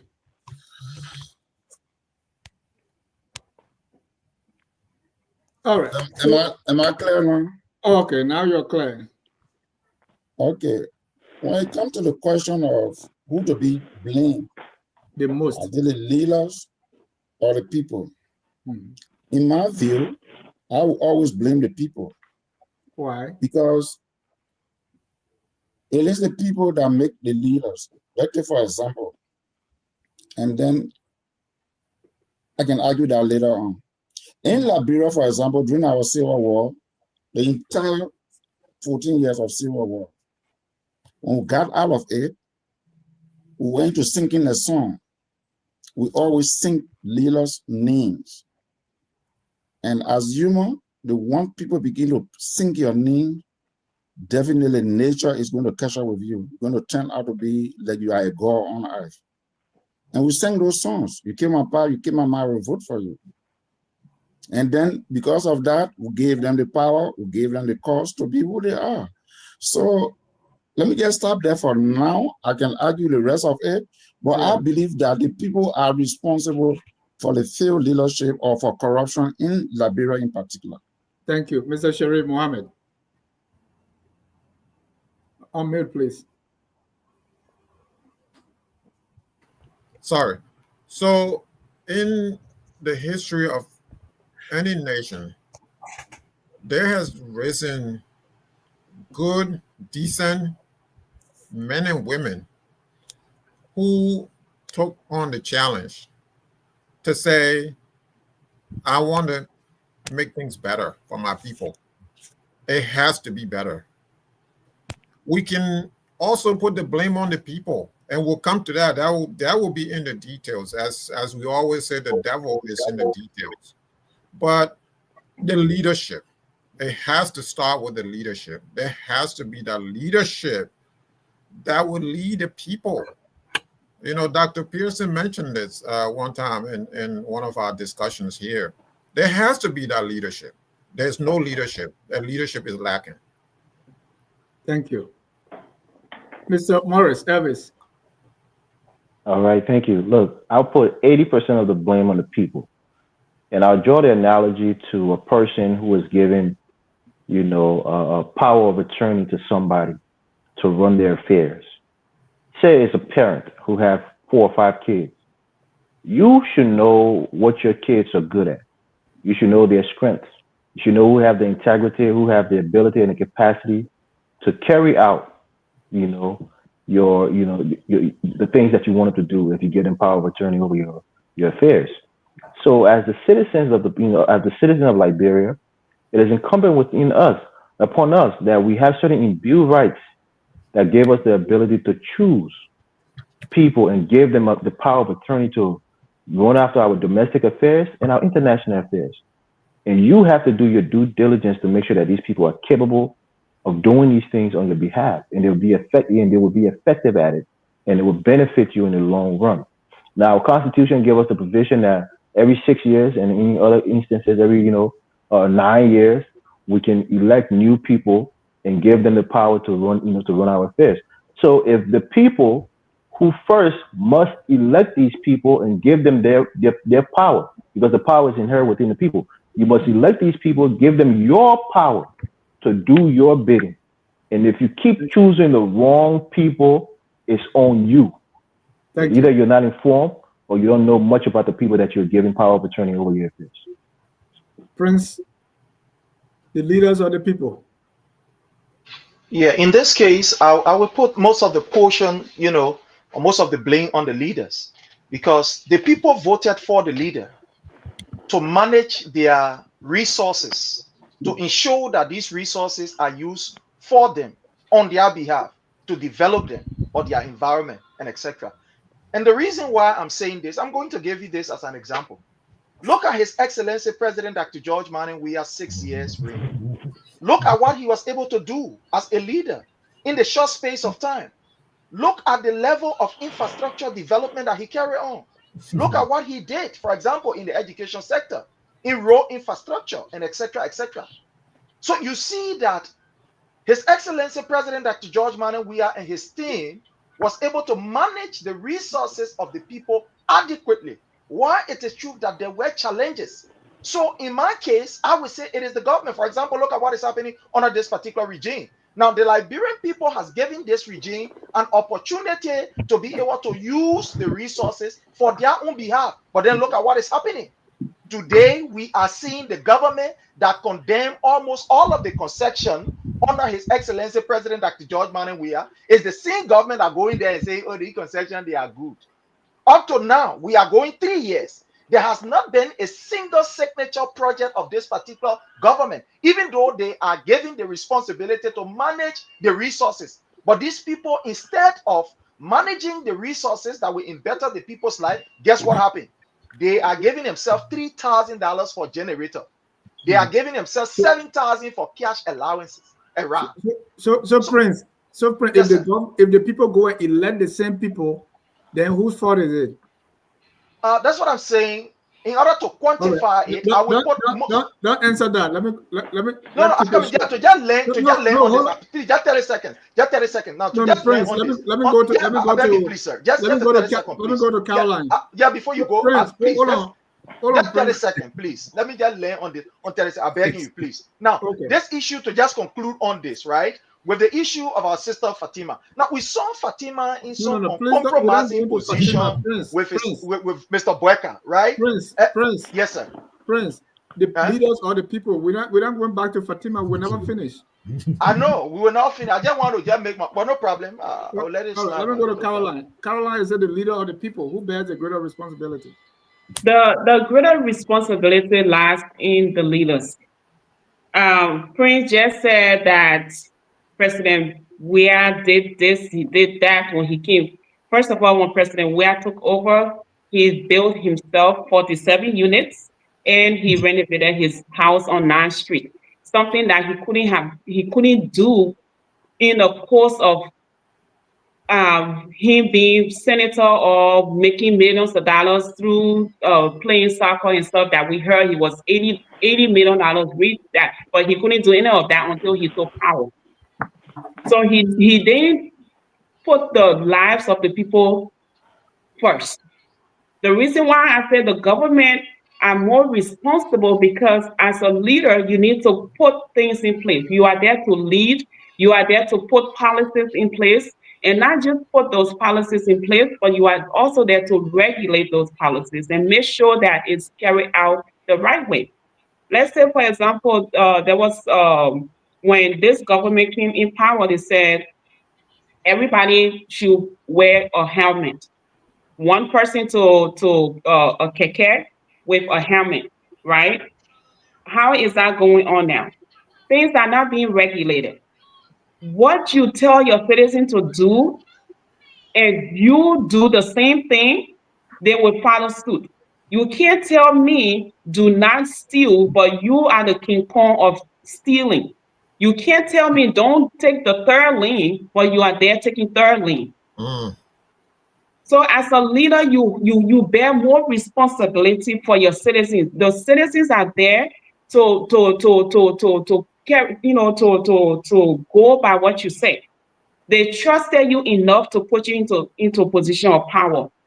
Give them quality health care, give them quality education, give them the daily things that they need to live. So the citizens are also to blame, but the big weight is on the government, it's on the leadership. You can't pay yourself $20,000 and expect the citizen to live. People Thank are you. not living, they are just surviving. So government hold more responsibility. They are there to put policies, not just local, but national policy, international policy that will benefit all citizens, not just a few people, like Prince is saying, few people that were around George where they enjoy the power, the mess that they put us in 6 years, within that 6 years they were in power. That is the mess that we are trying to clean up. Thank you. Can a country's Yeah. failure be You pinned give on the the people? Caroline, you give the best response all night. Let us tell about Alfonso, President who's building a villa in Korea. hold It's on. a presidential leader. So when he leaves, and the Uh, other president that's We coming will gave people free benefit. education in that country there. How We many gave people people we free going education for in that? that country. Oh We yeah. did road. We did How many ministry. people will be We going gave for ya? services. How many presidents will be going for ya? Boy, can I be Thank you, 1 brother year? We John. still So waiting for him. 2 year going I now, will going to 3 begin years. my response Well, by you saying messed the this. roll up. You didn't build the road. You took all the. go ahead, Alfonso. So when I did, young man came from high school, went and started doing my first political science class at the University of Liberia, and I did it with Dr. Eber Lasanda Dom, peace be to his ashes. And he said in class, every country, every people deserves the leaders they get. I was upset with him. No, that's not true. We argued to the point where I said, what if it's a military government that the people didn't elect? And here's what he said. He said, where do the leaders come from? Do they come from different countries? Do they fall from the sky? The character of the leader is the character that they learn from their society, from their people. Is it the society? They represent the value system and the character that society teaches them. So we as the people, when we run after people who steal our money and build big houses and go stand in front of the houses, to get money from them in the morning and heal them, then we're encouraging other people to steal. And that's what our problem has always been. There were corrupt people who were fired from government, there were corrupt people who were sanctioned. What did we do?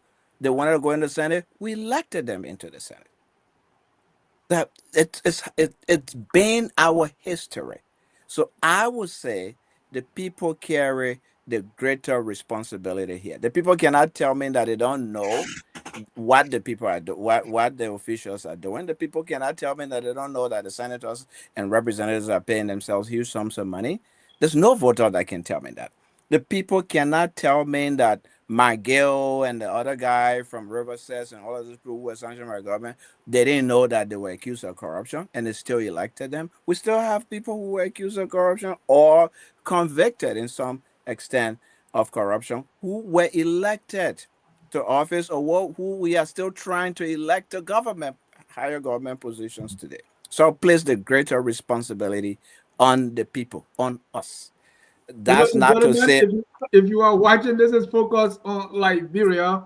We are discussing who is truly responsible for the broken infrastructure, the environmental degradation, the rampant corruption, and the decadence we see in our society today. And we have Sumo, Elvis, and Alfonso say the people. Prince, Mohammed, and Caroline say the leaders. Let me hear from Jimmy. Right. And if you are watching, we want you to put your comment. Tell us who's responsible and why.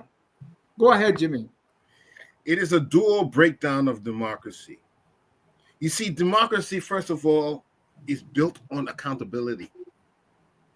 You elect somebody, and they're responsible to work in the people's favor. If they do not work in the people's favor, the ultimate power is in the voter. He can remove them.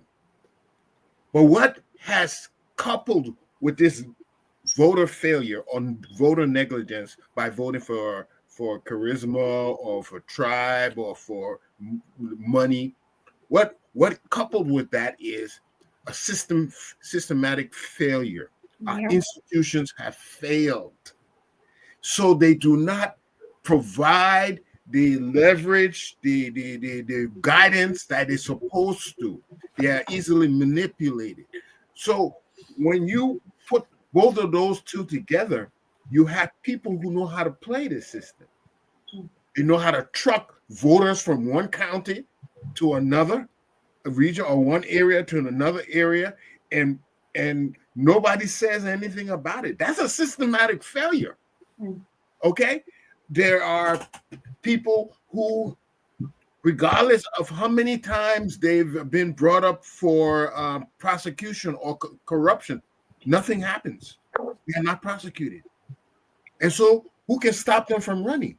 You can only stop somebody who is a criminal or something from running. You can't stop them if they haven't been found guilty. So we've seen a dual breakdown here, that the people have to hold people accountable, but the institutions that will be used to hold them accountable have been manipulated and compromised.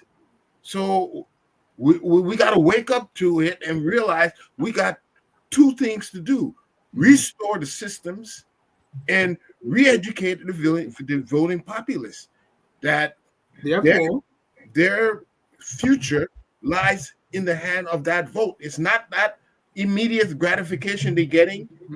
There's nothing, it's a so who you put the greater responsibility on? It's a dual failure. Come on, Jimmy, give me one. The ultimate power leaves with the voter. Okay, so you put it on the people. Ultimately, it's the people.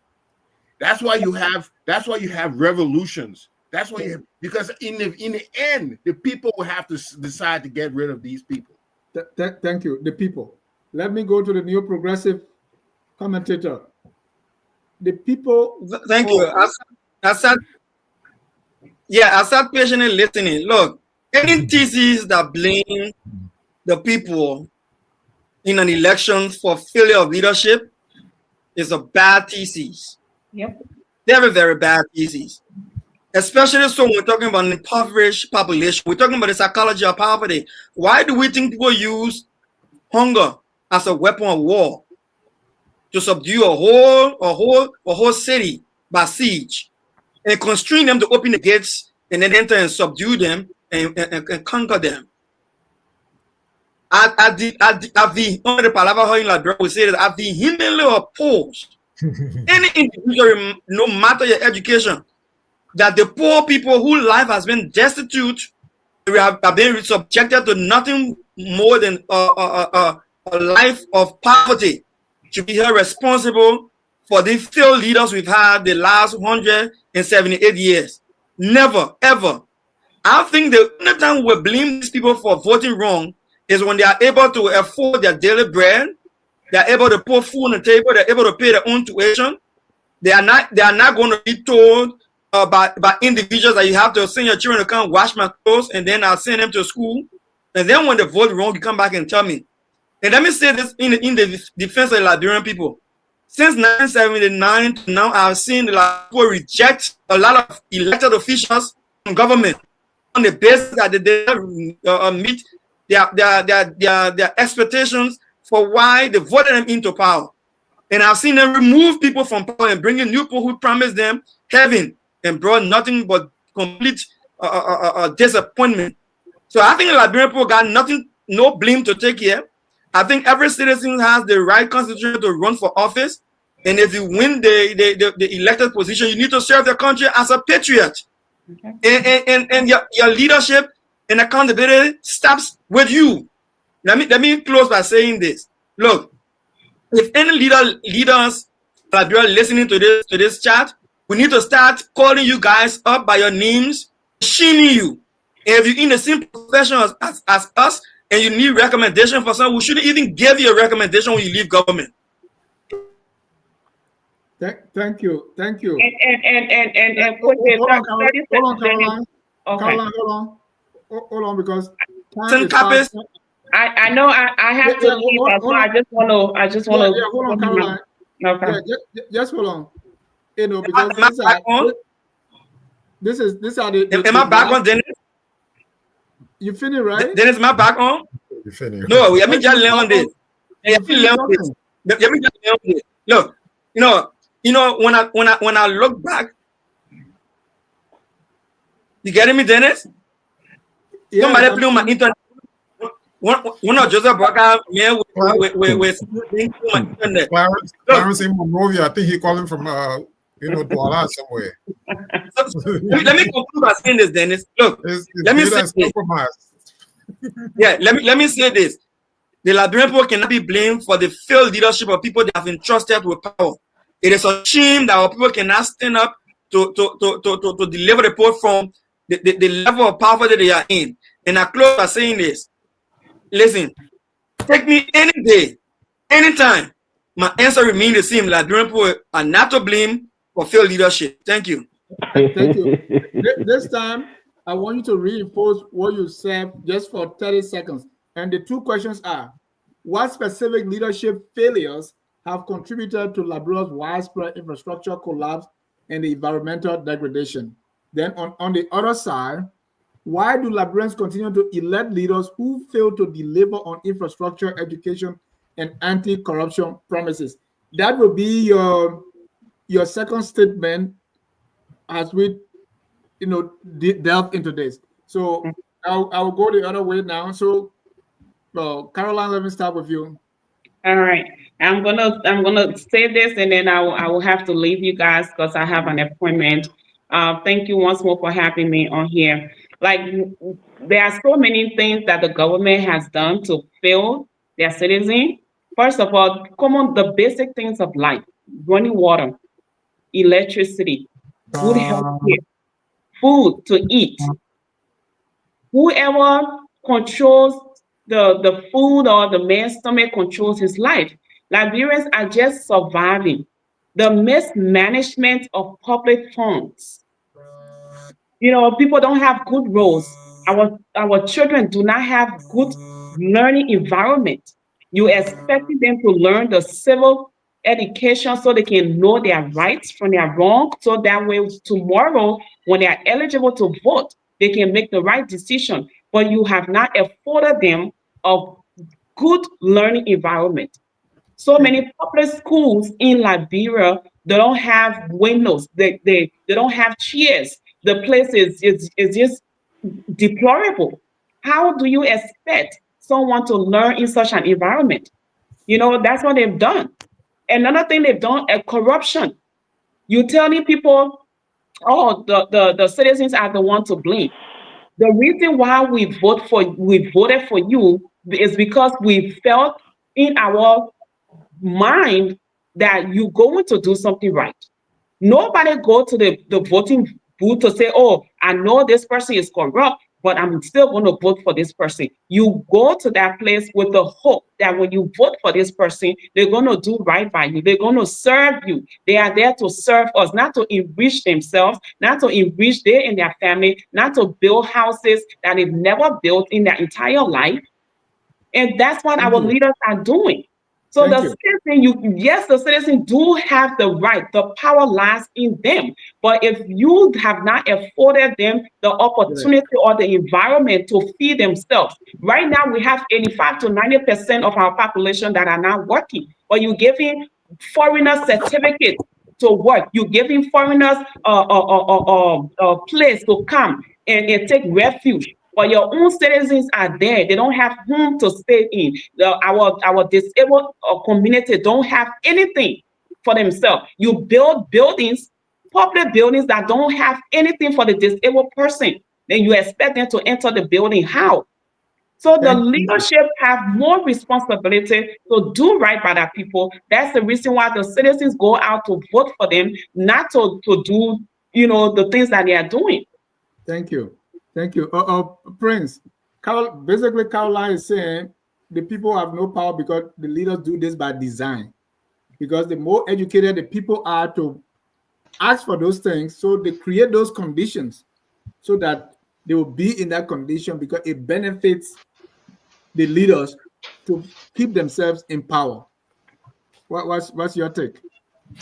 You know, I want to refer you to what Mr. Boeka said when he was in opposition. He made us to understand that they had the opportunity to change that country as the first post-war government. I don't want us to take it to any particular government before it become political. I want us to have an honest conversation here.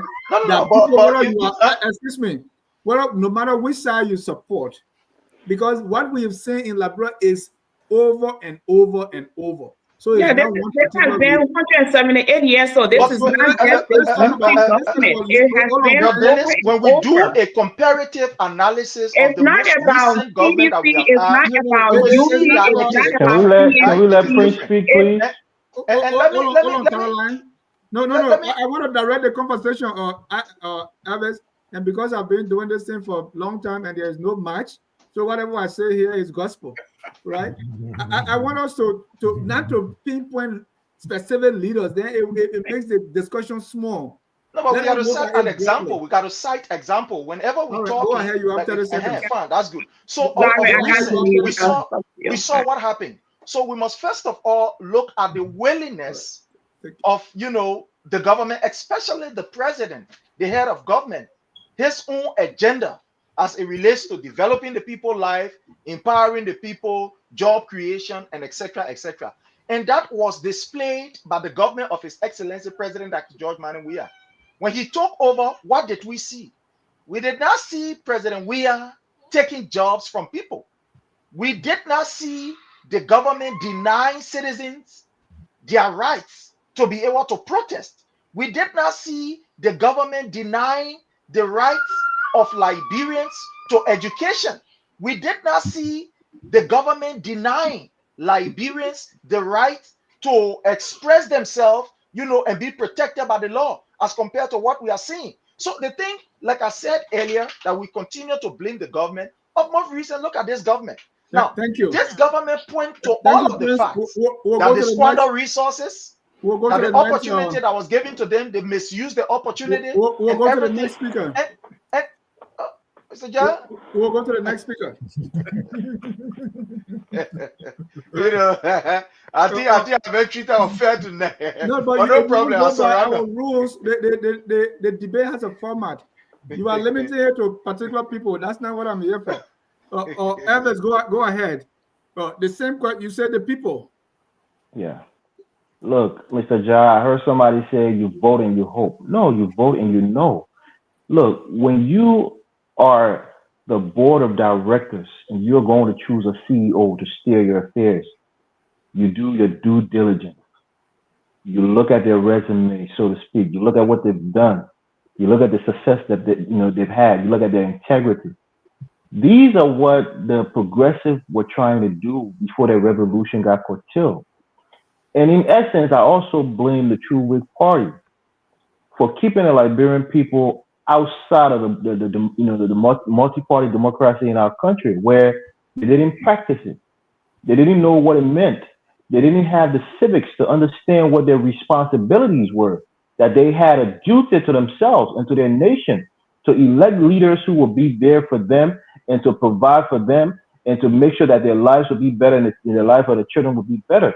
You, Mr. Javi, said it on the show before, and I'll re-echo it. I'll regurgitate what you said. That the old man in the villages and the town saying, "Yeah, lead that team there," and the people that old people team there. They will always tell you they didn't feel part of it. They didn't feel part of it. So the likes of Astor Jai Quay, the likes of Barker's Matthew and others, those who were educated, those who were great men in their time say, you know what? We as the citizens, we are taking upon this responsibility to give our people the understanding of what it means to be a citizen of a nation. And to tell them the awesome power that they have to choose their leaders and how to choose that leader. And that those leaders then would transform their lives if they choose the right leader. So my point here is that the people that call themselves neo-progressive, they're not taking that mantle. They're not stepping up to the plate to say, you know what, we have a deficit in civil understanding in our country. And we are going to take it upon ourselves to conscientize our people, to get them to understand what it means to be a citizen and how to vote and to find the right person that will change their lives. That's where it starts from. Thank you. Let me bring in your caller here, Joe Moyu. He's the UK trained Joe Moyu. Joe, what do you say about the leader of the people? I would say basically, Dennis, I think it's the people. Because when you have about anywhere between 80 to 90% of your economy being run by foreigners, you cannot lay the blame fully on government. Liberians, we have very low self-confidence, low self-esteem. And I'll give you an example. When the government came out, the Italy government came out and put these oil bids out. And I remember Willis Knuckles coming on the air, begging Liberians, please, connect with, foreigners. You can develop a partnership with foreigners, basically schooling them on how to do this thing so they can take advantage of their own resources. Mm-hmm. They didn't do it. They allowed for it easy. A Nigerian oilman to come in, bid on their own natural resource, and then flip the bid over to Chevron. Make that make sense. Yeah. When the government has come out, because the school is not one day. You can teach them about that one day. But Joe, wrap it up so we can go back. Yeah. So those are some of the things that I would say that you just can't put everything at the foot of government. Our dysfunction is because of government alone. No, not alone. Everybody agree that both of them, but who bears the greater one? That's what we're discussing. The greater responsibility is on the people because the people that they got up, the leaders, they're the one elected and put them in those places. Thank you. Thank you. Thank you, Mohammed. Yes. I saw a video where the guy said, let's look at this as a pyramid. At the top is the leader. At the bottom there, and the bigger part of the pyramid is at the bottom. So the leader there, they are the reflection of the people from the bottom. Yeah. So whatever you see up there, they got it from down here. Whatever in the well, that what will come in the drop bucket. Yeah. So we're talking about the Liberian society. We're not talking about any other society right now where some people are saying it's the people, it's the voters. I'm here to tell you, I will submit to you, Dennis, that what you see is part of the miseducation, undereducation of the Liberian people that started decades and decades ago. So it's by design. And the new elite, the new oligarchs have never changed that. Why should they? Because it's not beneficial to them. George Weah and others, Boakai and others, why should they change the paradigm that Tubman and others set in place? This is exactly what they want to do. You want to undereducate the people so much. Look at the dirty school in Riverside that you always put up here, Dennis. They don't want to educate these people to know better. So what they do then is they undereducate our people sufficiently so that they can continue to steal and rob the people of our resources, of the Liberian people resources. Look at this. Look at this. In any other country, where do you have this? So the people elect you, and you go and make a speech, and you give these people T-shirts and bag of rice. But as soon as the election is over, you run away. You make your millions. And now we're sitting here intellectualizing this. And we're talking about Liberia specifically. Dennis, in the region, there's a young African leader who was never elected in Burkina Faso, who's making a difference. And that's what Clarence is talking about. There was a leader in Ghana who made a difference. And that's what we're talking about. There was a leader in Liberia, William R. Tolbert, who went to my people, the Mandingo people, the Mandingo elders, my father and others, and said to them, you are not sending your children to school. Liberia, one of these days, is going to come down to the educated people. Long when I'm gone, this country is for the educated people. So send your kids to school, send your daughters to school, send your sons to school. You know what the Mandingo people then started doing? They started sending their kids to school en masse, relatively speaking, okay? That was leadership. Where is that leadership? This is what we're talking about. There has to be a leader who will say, enough with this, enough with the blame. So we're sitting here intellectualizing something that the leaders are doing deliberately. And I've cited you 2 examples. I can cite you more examples when we have time. And then as I appeal to you so that we can talk about this in depth, because we don't do justice to this with, 10,000 people talking, in short bites, sound bites like this. It's not enough. This is so important to the Liberian people and to our discourse. We'll have part 2 because I agree with that. Because the 2 trending issues, got us. And then you brought your friend, Fatima in. You did a disservice.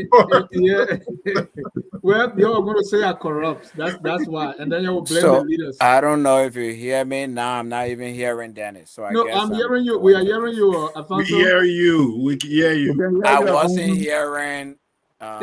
Alfonso, go out and come back in. Maybe it's I'm not hearing Dennis. So sorry, I can't see your name. That's why I said berated. Alfonso, go out and come back in. Dr. Sumo, so go ahead. After Dr. Sumo, I'll bring in 2 more callers. Okay. Dr. Sumo, what I'm hearing is this is by design. The people, this is like the father blaming the children at home. What's your take? Yes, I agree with the fact that there is a design system that is causing, but I am looking at this topic from one point. Why is it the African leaders always turn out, or Liberian leaders always turn out to be dictators? That is my point in this argument. And I put this blame on the people. Because the moment the Liberian in particular, they are quick to make music for that leader. And the moment you begin singing a man's name and treating him like he's some kind of God,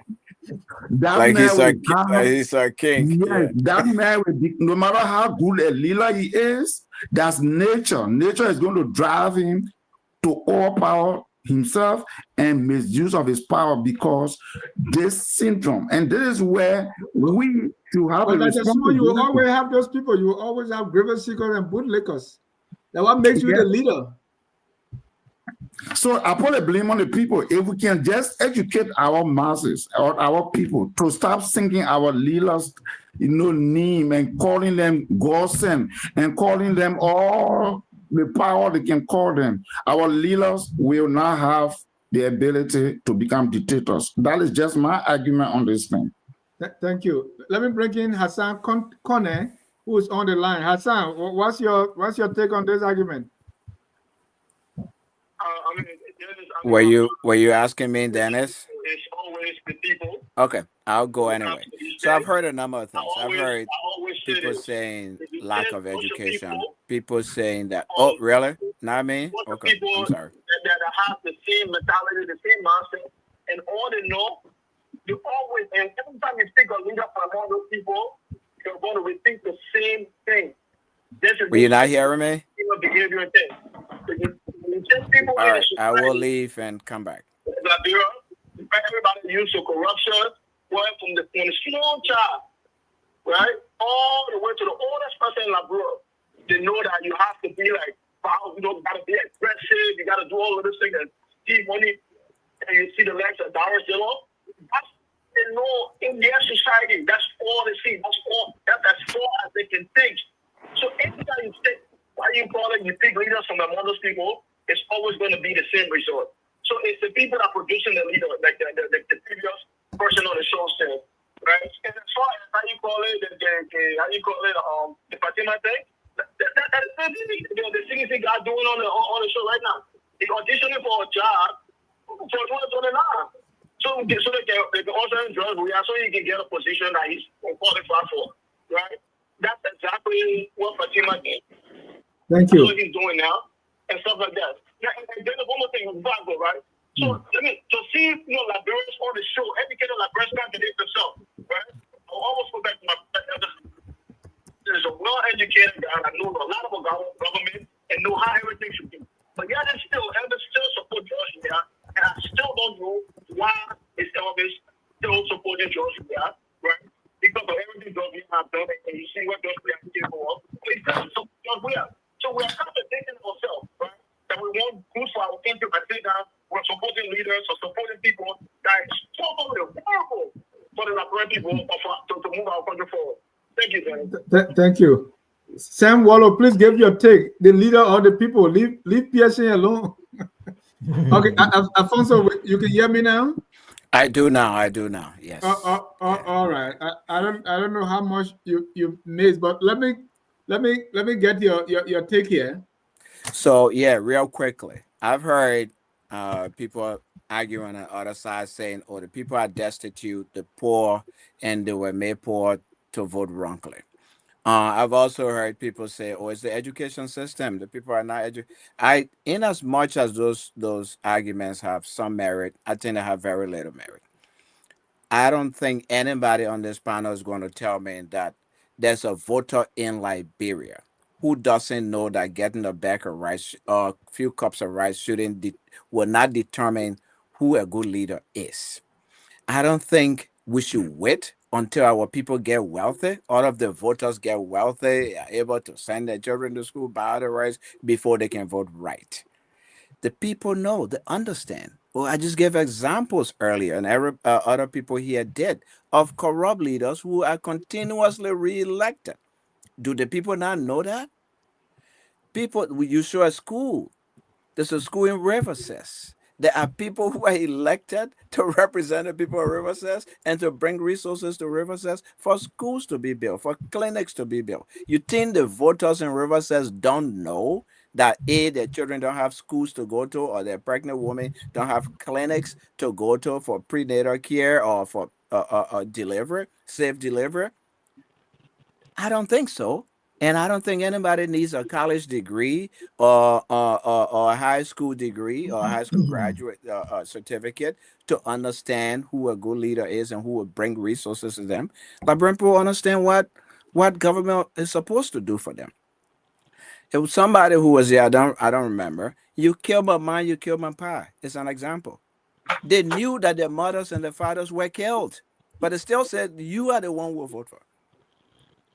You noble, you're not noble, who will vote for you? They say you steal, you don't steal, we'll still vote for you. These are slogans that our people use. And we turn around and says because they didn't go to school or because they're poor, they are identifying the wrongs in these candidates, and yet still they are supporting these candidates. Let's look for other reasons why. Could it be ethnicity? Could it be celebrity? Could it be something? Could it be, the personal things they can get in their pocket? Could it be that they're looking for jobs? I think those are other factors. I'm not saying that education and stuff doesn't play a role, but let's look at other factors as well. Because these people are not telling us that they don't know the things that are going on. They say we know the things that are going on, but in spite of these things that are going on, we'll still elect these people. That's what they're telling us. I'm not saying, of course there's corruption. Leaders are corrupt, but we also feed into the corruption. Alfonso, When we does this elect apply to people, Boaca as well? when we elect people like Hold this, on. Thank you, Avanzo. when we elect people like this, and when we go and adore and celebrate them, then we are the ones creating the system. And that takes us back to the character of society. Thank you. The leaders are a function of society. The leaders were formed. Yahoo did social science. They said nature and nurture. Society nurtured the leaders to be corrupt and to steal, and society continues to feed into their corruption. Thank you. And Sherry, we can have the conversation of whether does that apply to Boaca as well? Mohammed, we can have the because the people elected Boaca, Dennis, the people said George Weah was flying around. Mohammed, if Dennis has the time for us to debate No, I'm not. Your infatuation with Boaca, we can debate that. If No, he has the time for us to do you're defending a corrupt regime. So I'm asking you the question. How did I? Hold on, Mr. Sheriff. How did I do that? When did hold on, I do Alfonso. I want to give Prince. I want to give Prince the opportunity to respond to Alfonso. It's unbelievable. Hold on. Why are you going to Boaca? We're discussing a different topic. And when did you see me support Boaca? When did you see me vote for Boaca? Because you're making an insinuation that has no facts. Hold on, Alfonso. Prince, you heard Alfonso. I want you to respond to Alfonso that whatever the leaders doing, the leaders are coming among us. So the leaders, we see that they're a reflection of the people. And we know who the leaders are. We keep voting them. So how can you blame the people? How can you blame the leaders? The people keep, the leaders are not coming from anywhere different. Prince, I want to give you 30 seconds to respond to that. Yeah. Again, I will use the example of His Excellency President Dr. George Manuel Weah. No, Prince. Prince, I don't want you to use any example. I want you to speak to the issue. Okay, I'm speaking to the issue. Now, what happened is what we saw under the previous regime. We saw the government of His Excellency President Dr. George Manuel Weah giving Liberians the opportunity to education, the University of Liberia, the free tuition. Now, you see that he was able to adequately manage the resources of the Liberian people for the benefit of the Liberian people. Take, for example, the issue of road in Dole community and other parts of Liberia. These are areas that never experienced road, but we saw road going to these areas. So meaning that when you give opportunity to people who are prepared, to people who believe that they are there for the people and they must work for the people, we'll always see them delivering.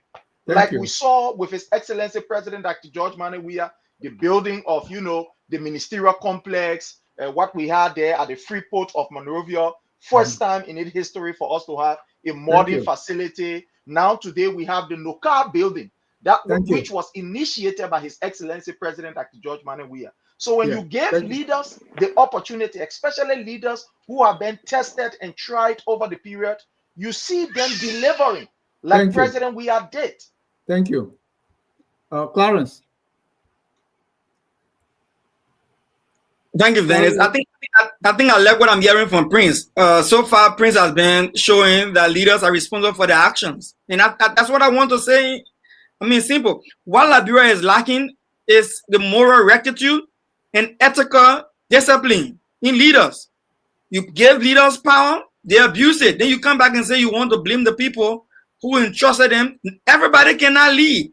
And I want to demystify this concept here.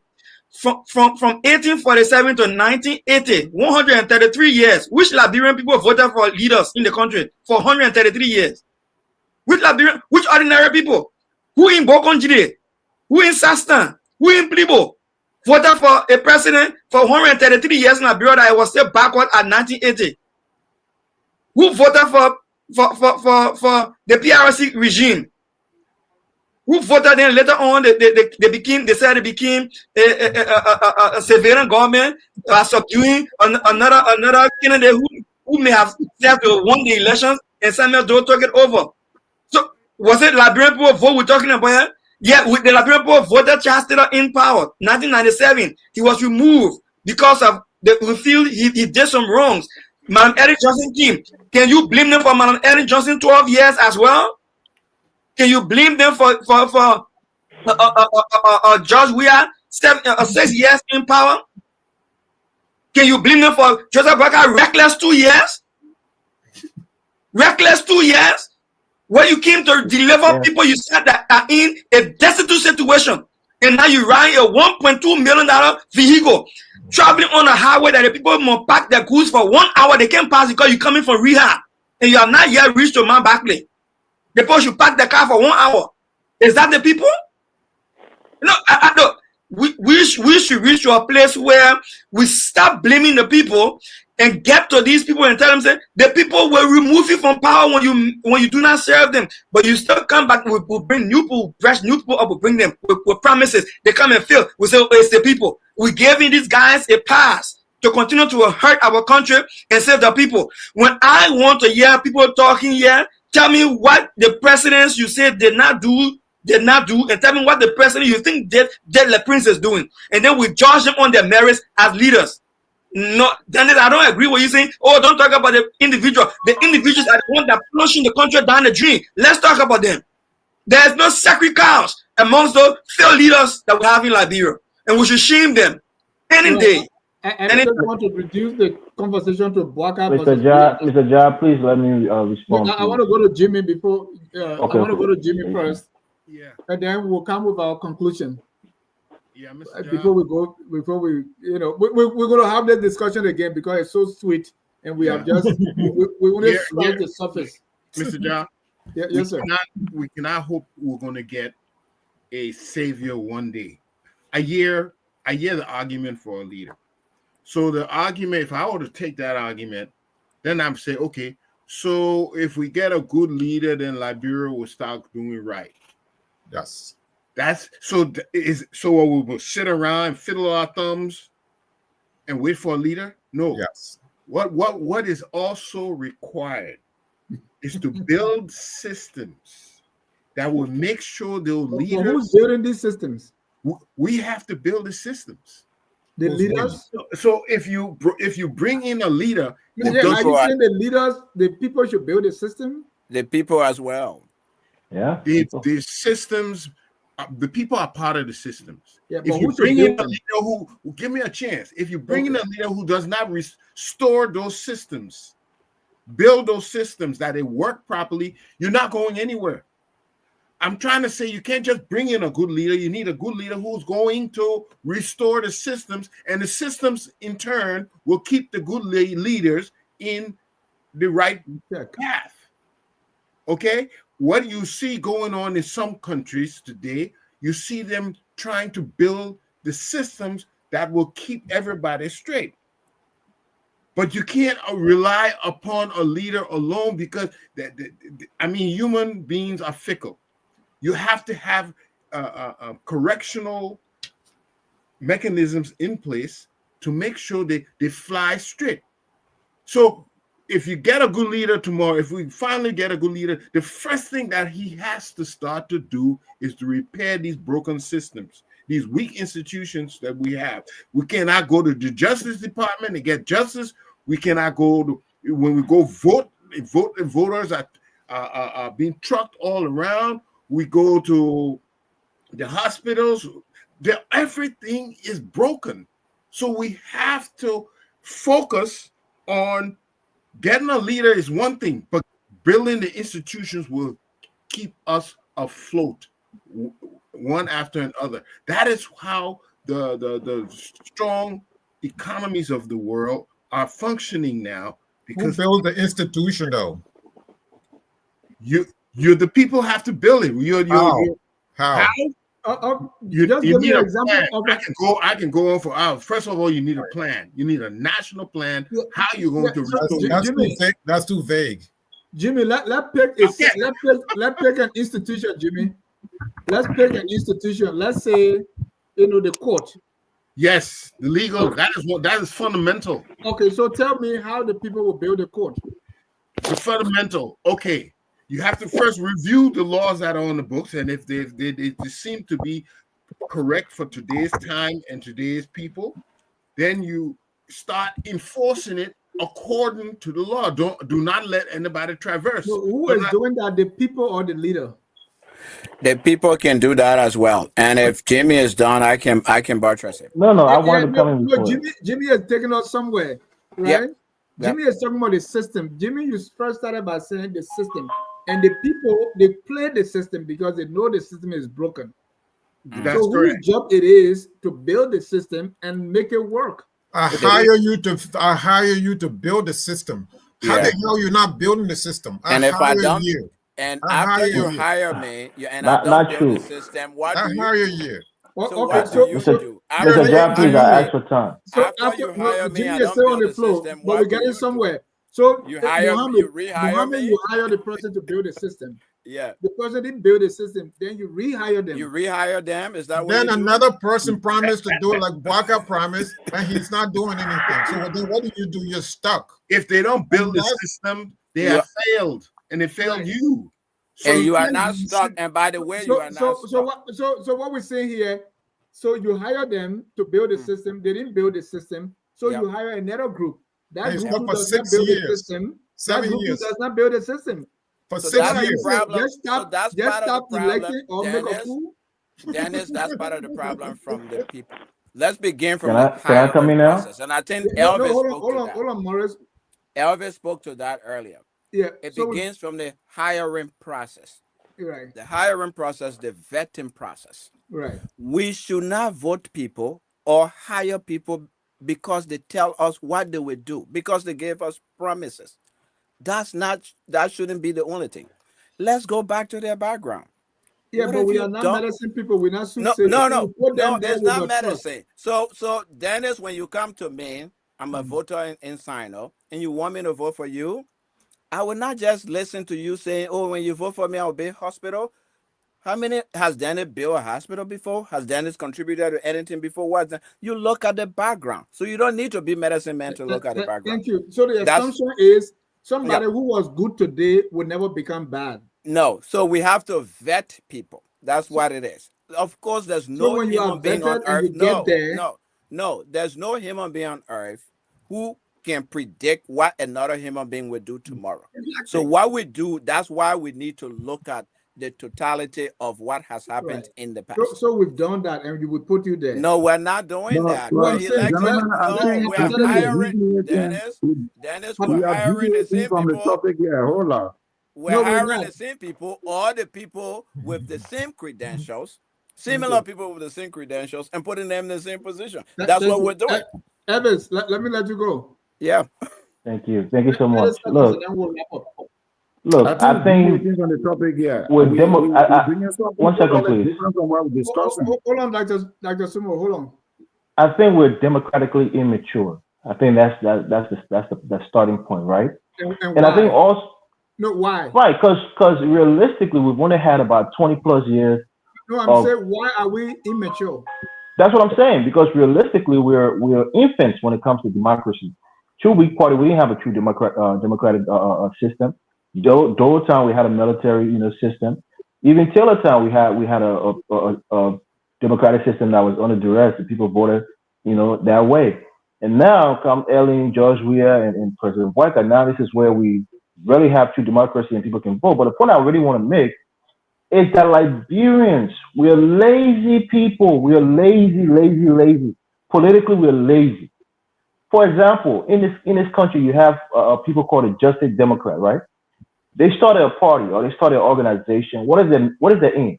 To get money out of politics, to get these pack these political packs out of politics because they know that it influence people through lobbying. And they have people like Rashida Tlaib, a lot of these different young progressives that went into the house. They came through the Justice Democrat. Liberians don't have people, activists like Dr. Pearson and others who call themselves neo-progressive, who have an organization and say, you know what? Our fight is that we want to put civics back into our curriculum. Just take one issue and look for candidates who will preach that we must pass reconfigure our laws to make civics a mandatory class from maybe middle school all the way up to high school, so that they will prepare our young people who will be voting age, come the age of 18. They will be more informed and can make better informed decisions as voters. Nobody is taking that fight. We're not taking fights as citizens. We don't have organization that's going to even fight for the people. That's why the likes of Barker Matthew and those people who came before the new progressives, they were heroes because they actually knew what needed to be done, and they went out of their way and they risked their life and their safety and took the initiative to go to the people. Who's doing it right now? Everybody talking. We sit on this platform and we yap. Nobody is going on the ground to try to start an organization, to try to make it a nationwide organization that young people will be prepared come the age of 18 to vote for the right leaders. We're not doing it. Thank you. Now I'm trying to do that, and Sam Waller is consistently putting Sam Mangari.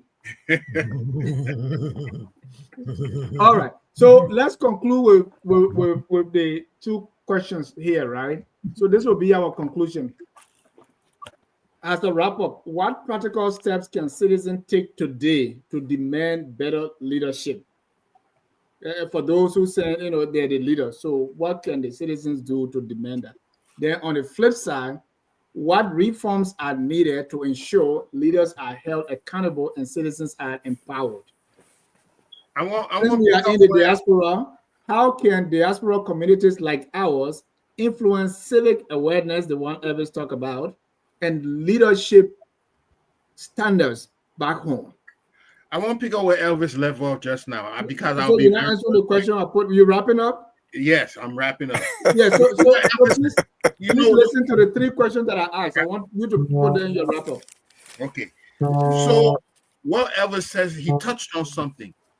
One way is to start getting things done perpetually, not just today, is to have a group, have a policy or a philosophy you're believing and you're advocating. You're not advocating it to be president necessarily, but y'all want to see the country get there. So y'all will continually carrying that flame. When we organize ourselves in groups like that believe in certain things and we want to see that thing happen in the country, that keeps that flame burning. Okay. A lot of the principles of what we see today, this education in the schools, whether we should have the church in the schools, all those things, groups supported this idea and they perpetuated it. What do we believe in? We have to come together as from groups, from things we believe in, that we hold it to ourselves and push that agenda, not so much for political gain, but we want to see our society reflect these values. Okay, it comes down to values. What are the values we're going to coalesce ourselves around? What we're gonna unify? What values?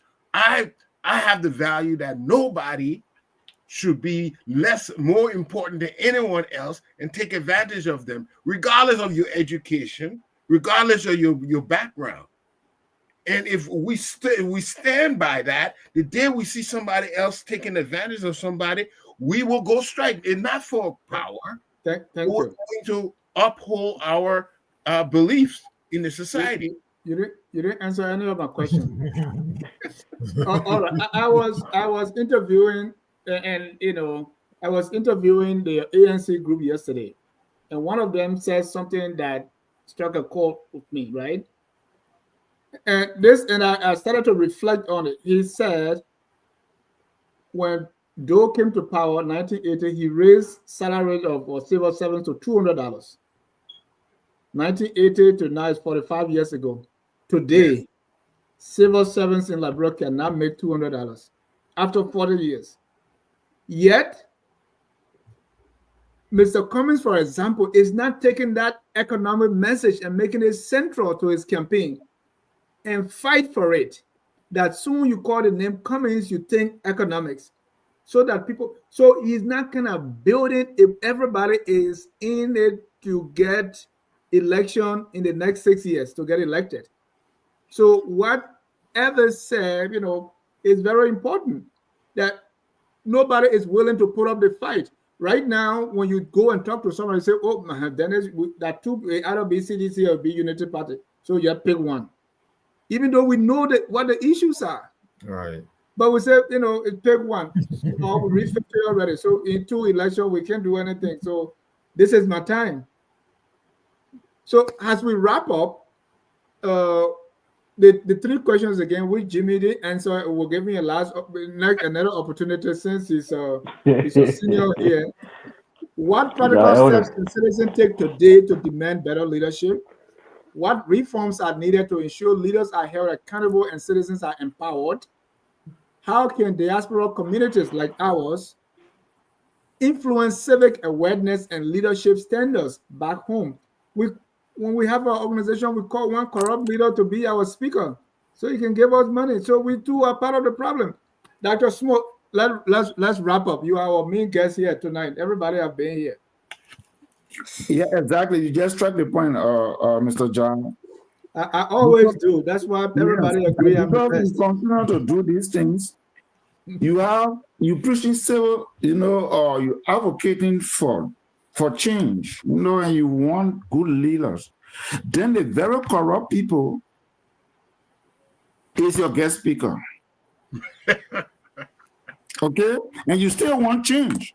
And then in a Liberian setting, we want to blame our leaders, because when I am having my friend, for example, I got Prince as my senator for Kidman County.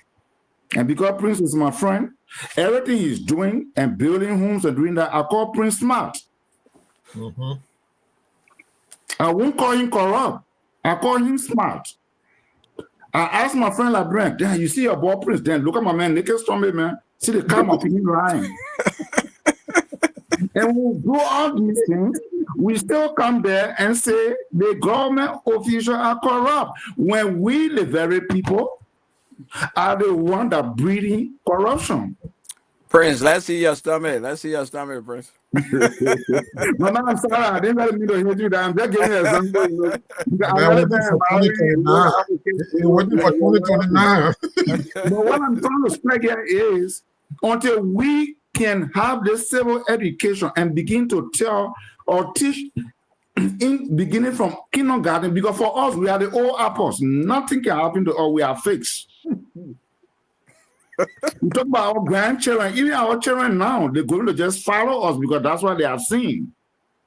Until we can go in school and begin to tell our kindergartens that stealing in any capacity is a crime and you go to jail for it, they will grow up the same way like us. One of the panelists here struck from 1847 until now. What have we done differently? But we still want change. From 1847 until now, government after government, all thanks to the progressive brothers that came out with all these things here, all thanks to William Tauber, who became the sacrificial lamb for the very change. And we're still doing the same thing. And we expect different results. Until we can start worshiping and getting that blind loyalty only because this is my party, so my party don't steal. The people are to be blamed. Thank you. Thank you. Let me go to Clarence because he's very upset by everything you're saying, so I can see that. Clarence, I want you to wrap up. Thank you, Dennis. Look, I think there are a few things we need to understand. You're saying, can we change the people on the top? I think it's difficult. We have had superior presidency for quite a long time, especially after the civil crisis. You notice that the president is so powerful. Ellen Johnson shows that she can kick the speaker out of the house and put her own speaker there and bend everything to her will and pleasure. someone talking about selling oil black to somebody, and then we were trying to repeat the same thing under Joseph Boyka because we have a superior presidency. You can send everybody to a geological school, go learn all the thing about oil. When you come out, the president said, "It's my will and pleasure." We hear the same thing again. It is the will and pleasure of the president to call those shots. So we have a superior presidency, and then when your president is not willing to make the change like Jerry Rawlings did, then all the legislature, he bent the legislature to get everything done the way they want to get it done. Like we saw the regime speaker not in the house. We violated the constitution and put him a regime speaker, and people were bold enough to come on platform and hail this and say the president was in his rights to do nothing about it when the president was one funding that change by allowing the finance ministry to disburse funds to illegal groups and formulate a national budget behind closed door by police officer who beat my own a representative from going to see that budget before it got passed. And then when our representative want to talk, they said there was liquor talk coming from even the justice, associate justice. And then the boogers, chief justice come up, not chief justice, but minister of justice come up and misinterpret the Supreme Court opinion. And today he still have a job. So look, the people cannot change a system that they have elected people to go and change for them. The people do not have that power to make any change until the people they elected and put in power can change. The president appoints the most senior leadership of the government that runs the country than anyone else in the country. If the president wants the country to go in the right direction, it will go in the right direction. Dennis, the people are powerless because they are impoverished, they are poor. Let one of my brothers who say that the people can make the change go home and eat at 7 p.m. as one meal for a whole day, and see if they will not succumb to someone who will give them tomorrow the next cup of rest that they need to eat. I've been there, I've seen that, and I know for a fact that people in Liberia, they do know, like you see, we all know they do know so many guys are bad for the country, but they do change them when they have the chance. That's why President Weah is not in office today, and now we got Joseph Boyka, who promised kingdom come, and I turned the kingdom come into his Lexus come 800 series, $1.2 million, paying $10 million accusation on $10 million of houses in FOIA, riding private jail that he condemned. Now we see him packing people along the road and market for 1 hour while he's staying in rehab taking bath. These things are wrong. We should call the leaders out, and we should shame them for doing this. And until we stop glorifying them, like my brother saying, Alfonso saying, yeah, we'll have them, but we just those who got a means to not want government job and can speak freely, let us shame them and not defend them as saying the people responsible for their failures. I don't agree with that. Thank you. Tomorrow, the ANC convention is in Atlanta, is in my own town. Focus on Liberia is invited, so I will be there. Dr. Pearson, I hope you'll be there. Yes, Dennis, I will be there. Those are some of the sacrifices we are making for our people. I will be there. Right. And if you are focused on Liberia person, you are in Atlanta, please join me. We have 2 press passes for our organization, so I need one more person. Dennis, that was a very subtle outing of Dr. Pearson. You outed him in a very subtle way. That was not my intention. I also have a press release here from from our community here. Our president, the Liberian Association of Metropolitan Atlanta, ships 200,000 worth of medical supplies to Liberia. It reads, the Liberian Association of Metro Atlanta, LAMA, has announced the shipment of a 40-foot container filled with essential medical supplies and equipment valued at over 200,000. You heard me. We're not talking 100,000 USD to Liberia. The donation, which includes personal protective equipment such as gowns, face shields, and face masks, orthopedic braces, syringes and needles, and surgical kit, is aimed at strengthening healthcare delivery in underserved communities across the Republic of Liberia. Building on this success, LAMA has also begun preparation for a second shipment of medical equipment expected to be ready by January 2026. This effort underscores LAMA's enduring commitment to community development and its mission to foster collaboration between the Liberian diaspora and institutions in Liberia for sustainable impact. This is signed by our Executive Director, Bio Brooklyn. That's great. That's good news. Can I So, come in and just answer your three yes, yes, questions because I have to run? yeah. Go ahead, Mr. Your Thank you. turn. So first of all, let me premise my comments by saying that as we all have agreed, there's blame to go around, leaders and people alike. My position is that people take more of the blame, and I believe that the position that the leader is the problem is the defeatist approach. Because as Brother Eastman said, we could be waiting forever for a leader to show up if we don't if we don't put pressure on the leader. Even a good leader who comes in, as Dr. Sumo said, can get corrupted by the system if people do not put pressure on them. I think somebody said, and I don't remember the name right now, power corrupts, but absolute power corrupts absolutely. So if the Yeah. people do not organize, if people do not put demands on their leaders, if people vote because this person is from an ethnic group or my tribe or from my region, we'll continue to select the wrong leaders and we'll continue not to put pressure on them to do the right thing. There's a reason why in democracy, they say government is for the people, by the people, and with the people. That's the reason why our constitution says we can elect people and we can remove them. We have the power to do so. Now, to answer your questions, why can the people do? Let's organize. And I think Elvis alluded to that, and Brother Ismail alluded to that as well. Let's organize. Let us do something. Let's pick an issue. Dennis, you just mentioned the economic issue. That's very critical. Let's organize. Let's pick an issue. Let's organize around it. It's true organizing that the people can change the system. It's not waiting for a leader to fall down from heaven or to somehow.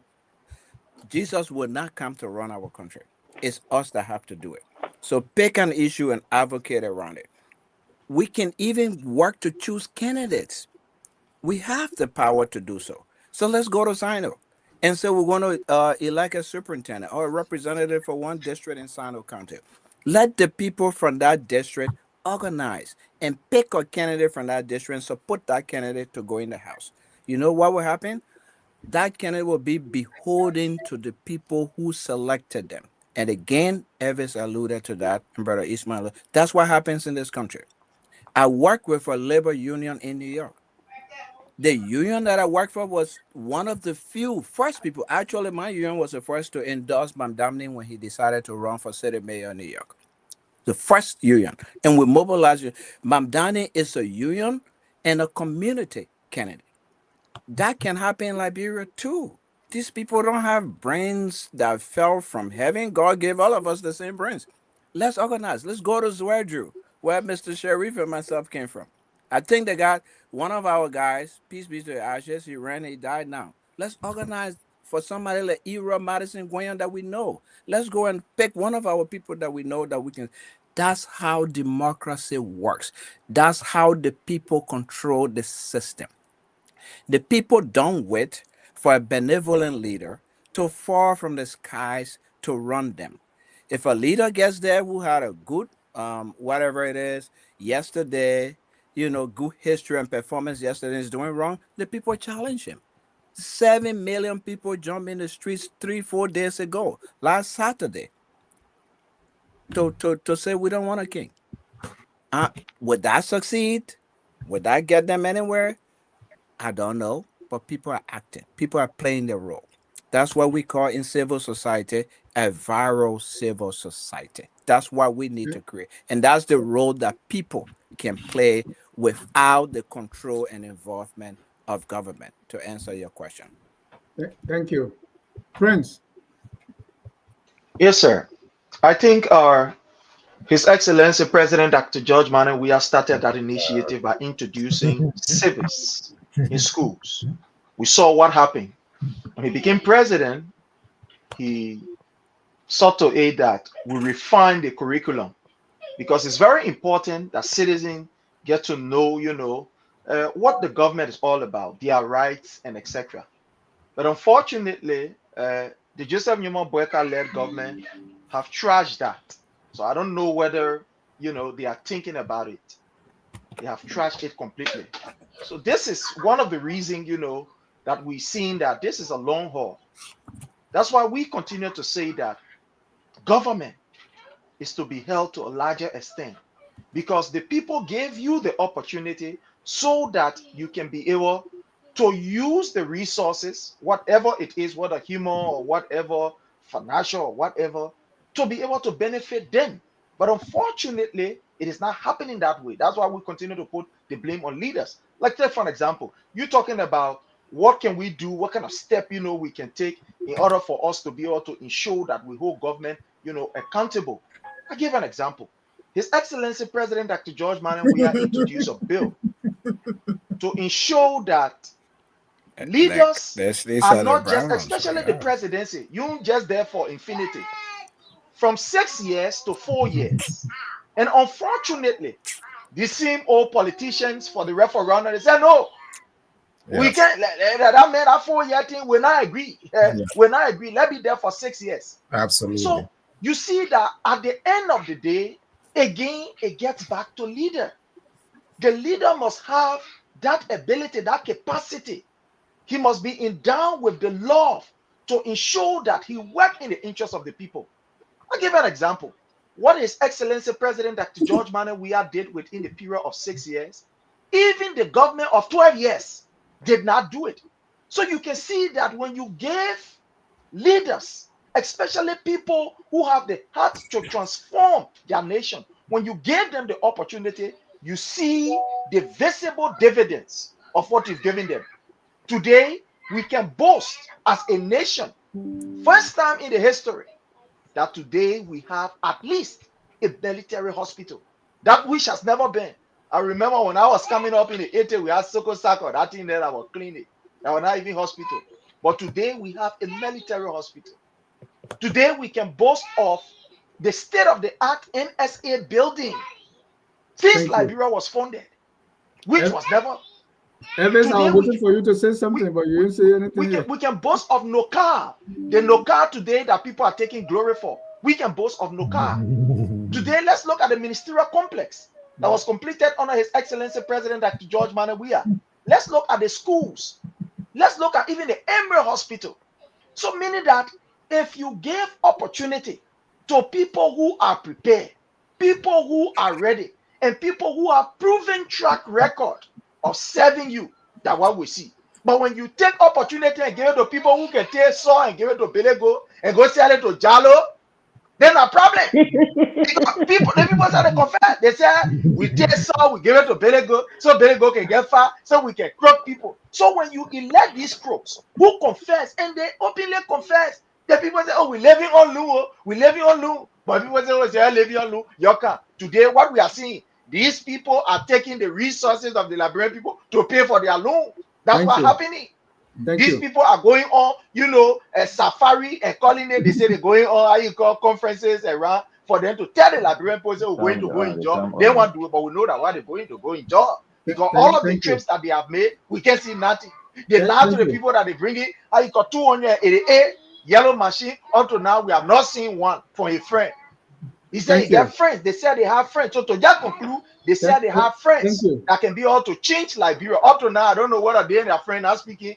The friend that we can see them. Yellow machine friend, we can see yellow machine friend. The other friend was supposed to come to bring job, we can see the friend. The friend was supposed to come to ensure that the roads are built in 90 days, we can see the friend. So give people opportunity who are ready and willing to work. And that's what was proven by His Excellency President Dr. George Manuel Weah, that we saw. The free education. Thank you. The medical opportunity.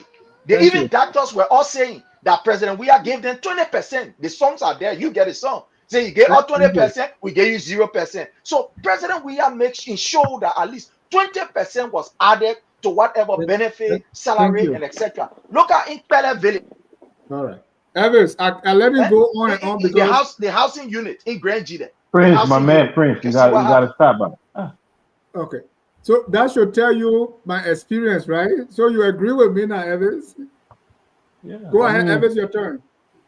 Yeah, look, I'll give you some personal things here, right? My mother is a business owner here. and she made me her registered agent. And she did that because she's confident in my capacity.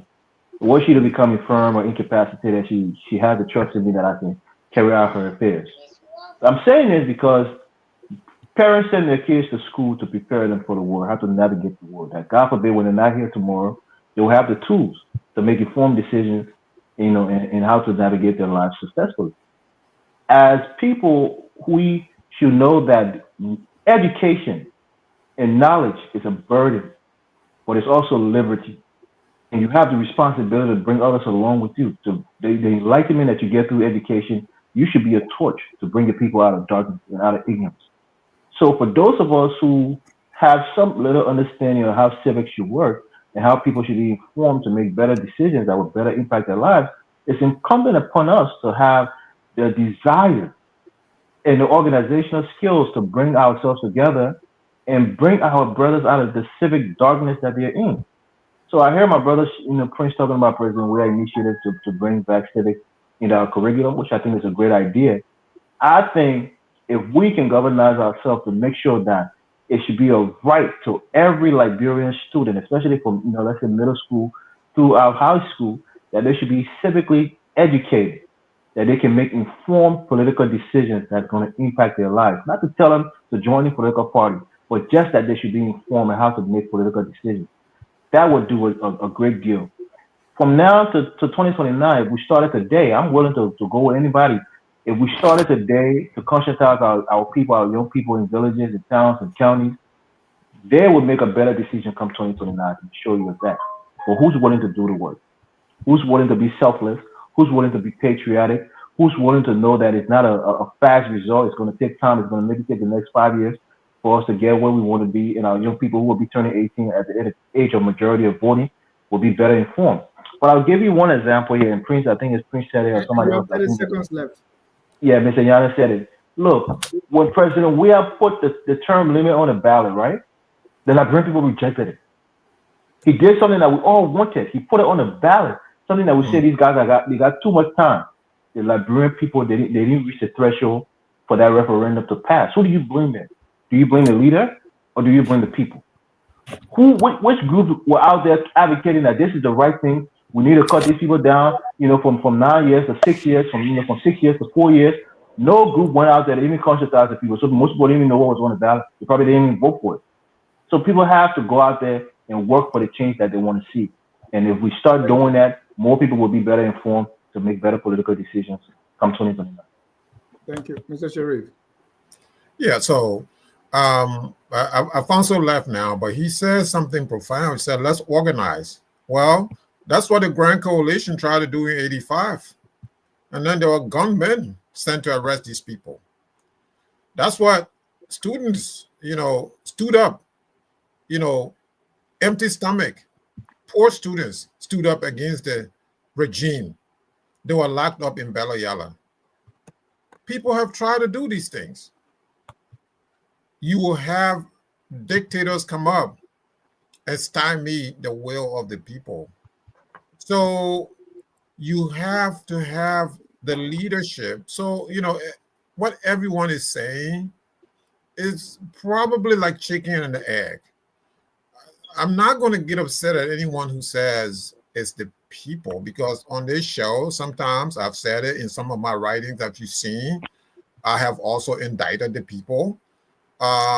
So we're not going to say, oh, it's all the leaders, it's all the leaders' fault, it's all, the people's fault, it's all of that. But what I'm saying, Dennis's question was, who do you put the most blame on? Who do you hold the most responsible for these things? That's the qualifier for me. So under those qualifiers, I would put them on the leadership. I didn't even go 90%, 80%. I'm not, into that percentage right now. I know that the leaders bear the brunt of it, right? By what we've gone through. And also, one of my limitations, my frame of reference is Liberia. When you look at Liberia and everything that has happened, how we've had bad leaders, you elect somebody. And there's a reason why I was asking Alfonso.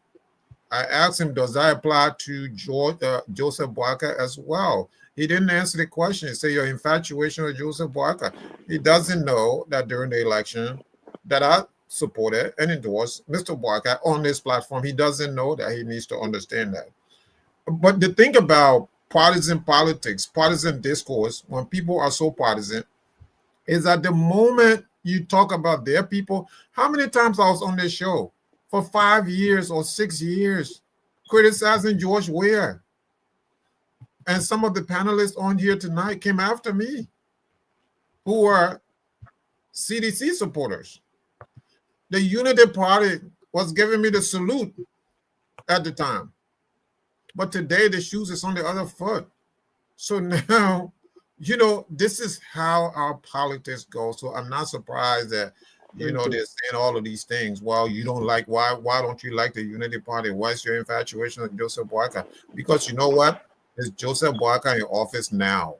And he's flying around the same way or more than George Weah was flying around. This man flies around. He goes to the United States on, private, on this, all kinds of visits, right? So what is the difference? What is the difference between what George Weah was doing and what Boakai was doing? Again, leadership. So lastly, I'll conclude on this. When people control your mind, when they control your stomach, and they intimidate you, those are three powerful weapons. And all of these weapons, our leaders are using them against the people. They have a brutal police force that can go at the people. What the people tried to do the other day, they organized. When Kofi was being dethroned, the people organized to go to the Capitol building. What did the brutal police force do to the people? So the leaders also are responsible for this. Thank you. When they feed you, they give you back of rice. You're controlling the people. Then your mind is uneducated. You're miseducated. You can't make good decisions. And then you want to blame the people. You want to say the people are lazy. You want to say the people are lazy because you want to take the blame off of the leaders that you support now. Believe me, if my friend and brother Alfonso, if this was against George Weah, he won't be speaking in this manner. And that's what I don't like about people who are very partisan. Thank you. You have to be honest. You can't be disingenuous in the process. That's all I'm saying. Thank you. Well, gentlemen, and the lady who was here before will say thank you very much. We don't want to go spoon tonight, so let's stop at the 2 hour 50 minutes mark. But thank you for your input. The discussion continues. This is not the end of it. The discussion continues. Because the decadence, what we see in our country, the blame, as I said earlier, this is not about blaming people, but it's a way to talk about accountability and hold people responsible so that we do the right thing. I hope we got something out of the discussion tonight, and I hope our viewers also. Let's continue the discussion. At this time, we're going to close with our song that says, "We are all Liberians." No matter who you think is responsible or bears the most responsibility, we are all Liberians. Let's do our very best to keep our country going, man. We've been here too long now. So we close with that song that says, "We are all Liberians." Have a good night and God bless. We are Liberians.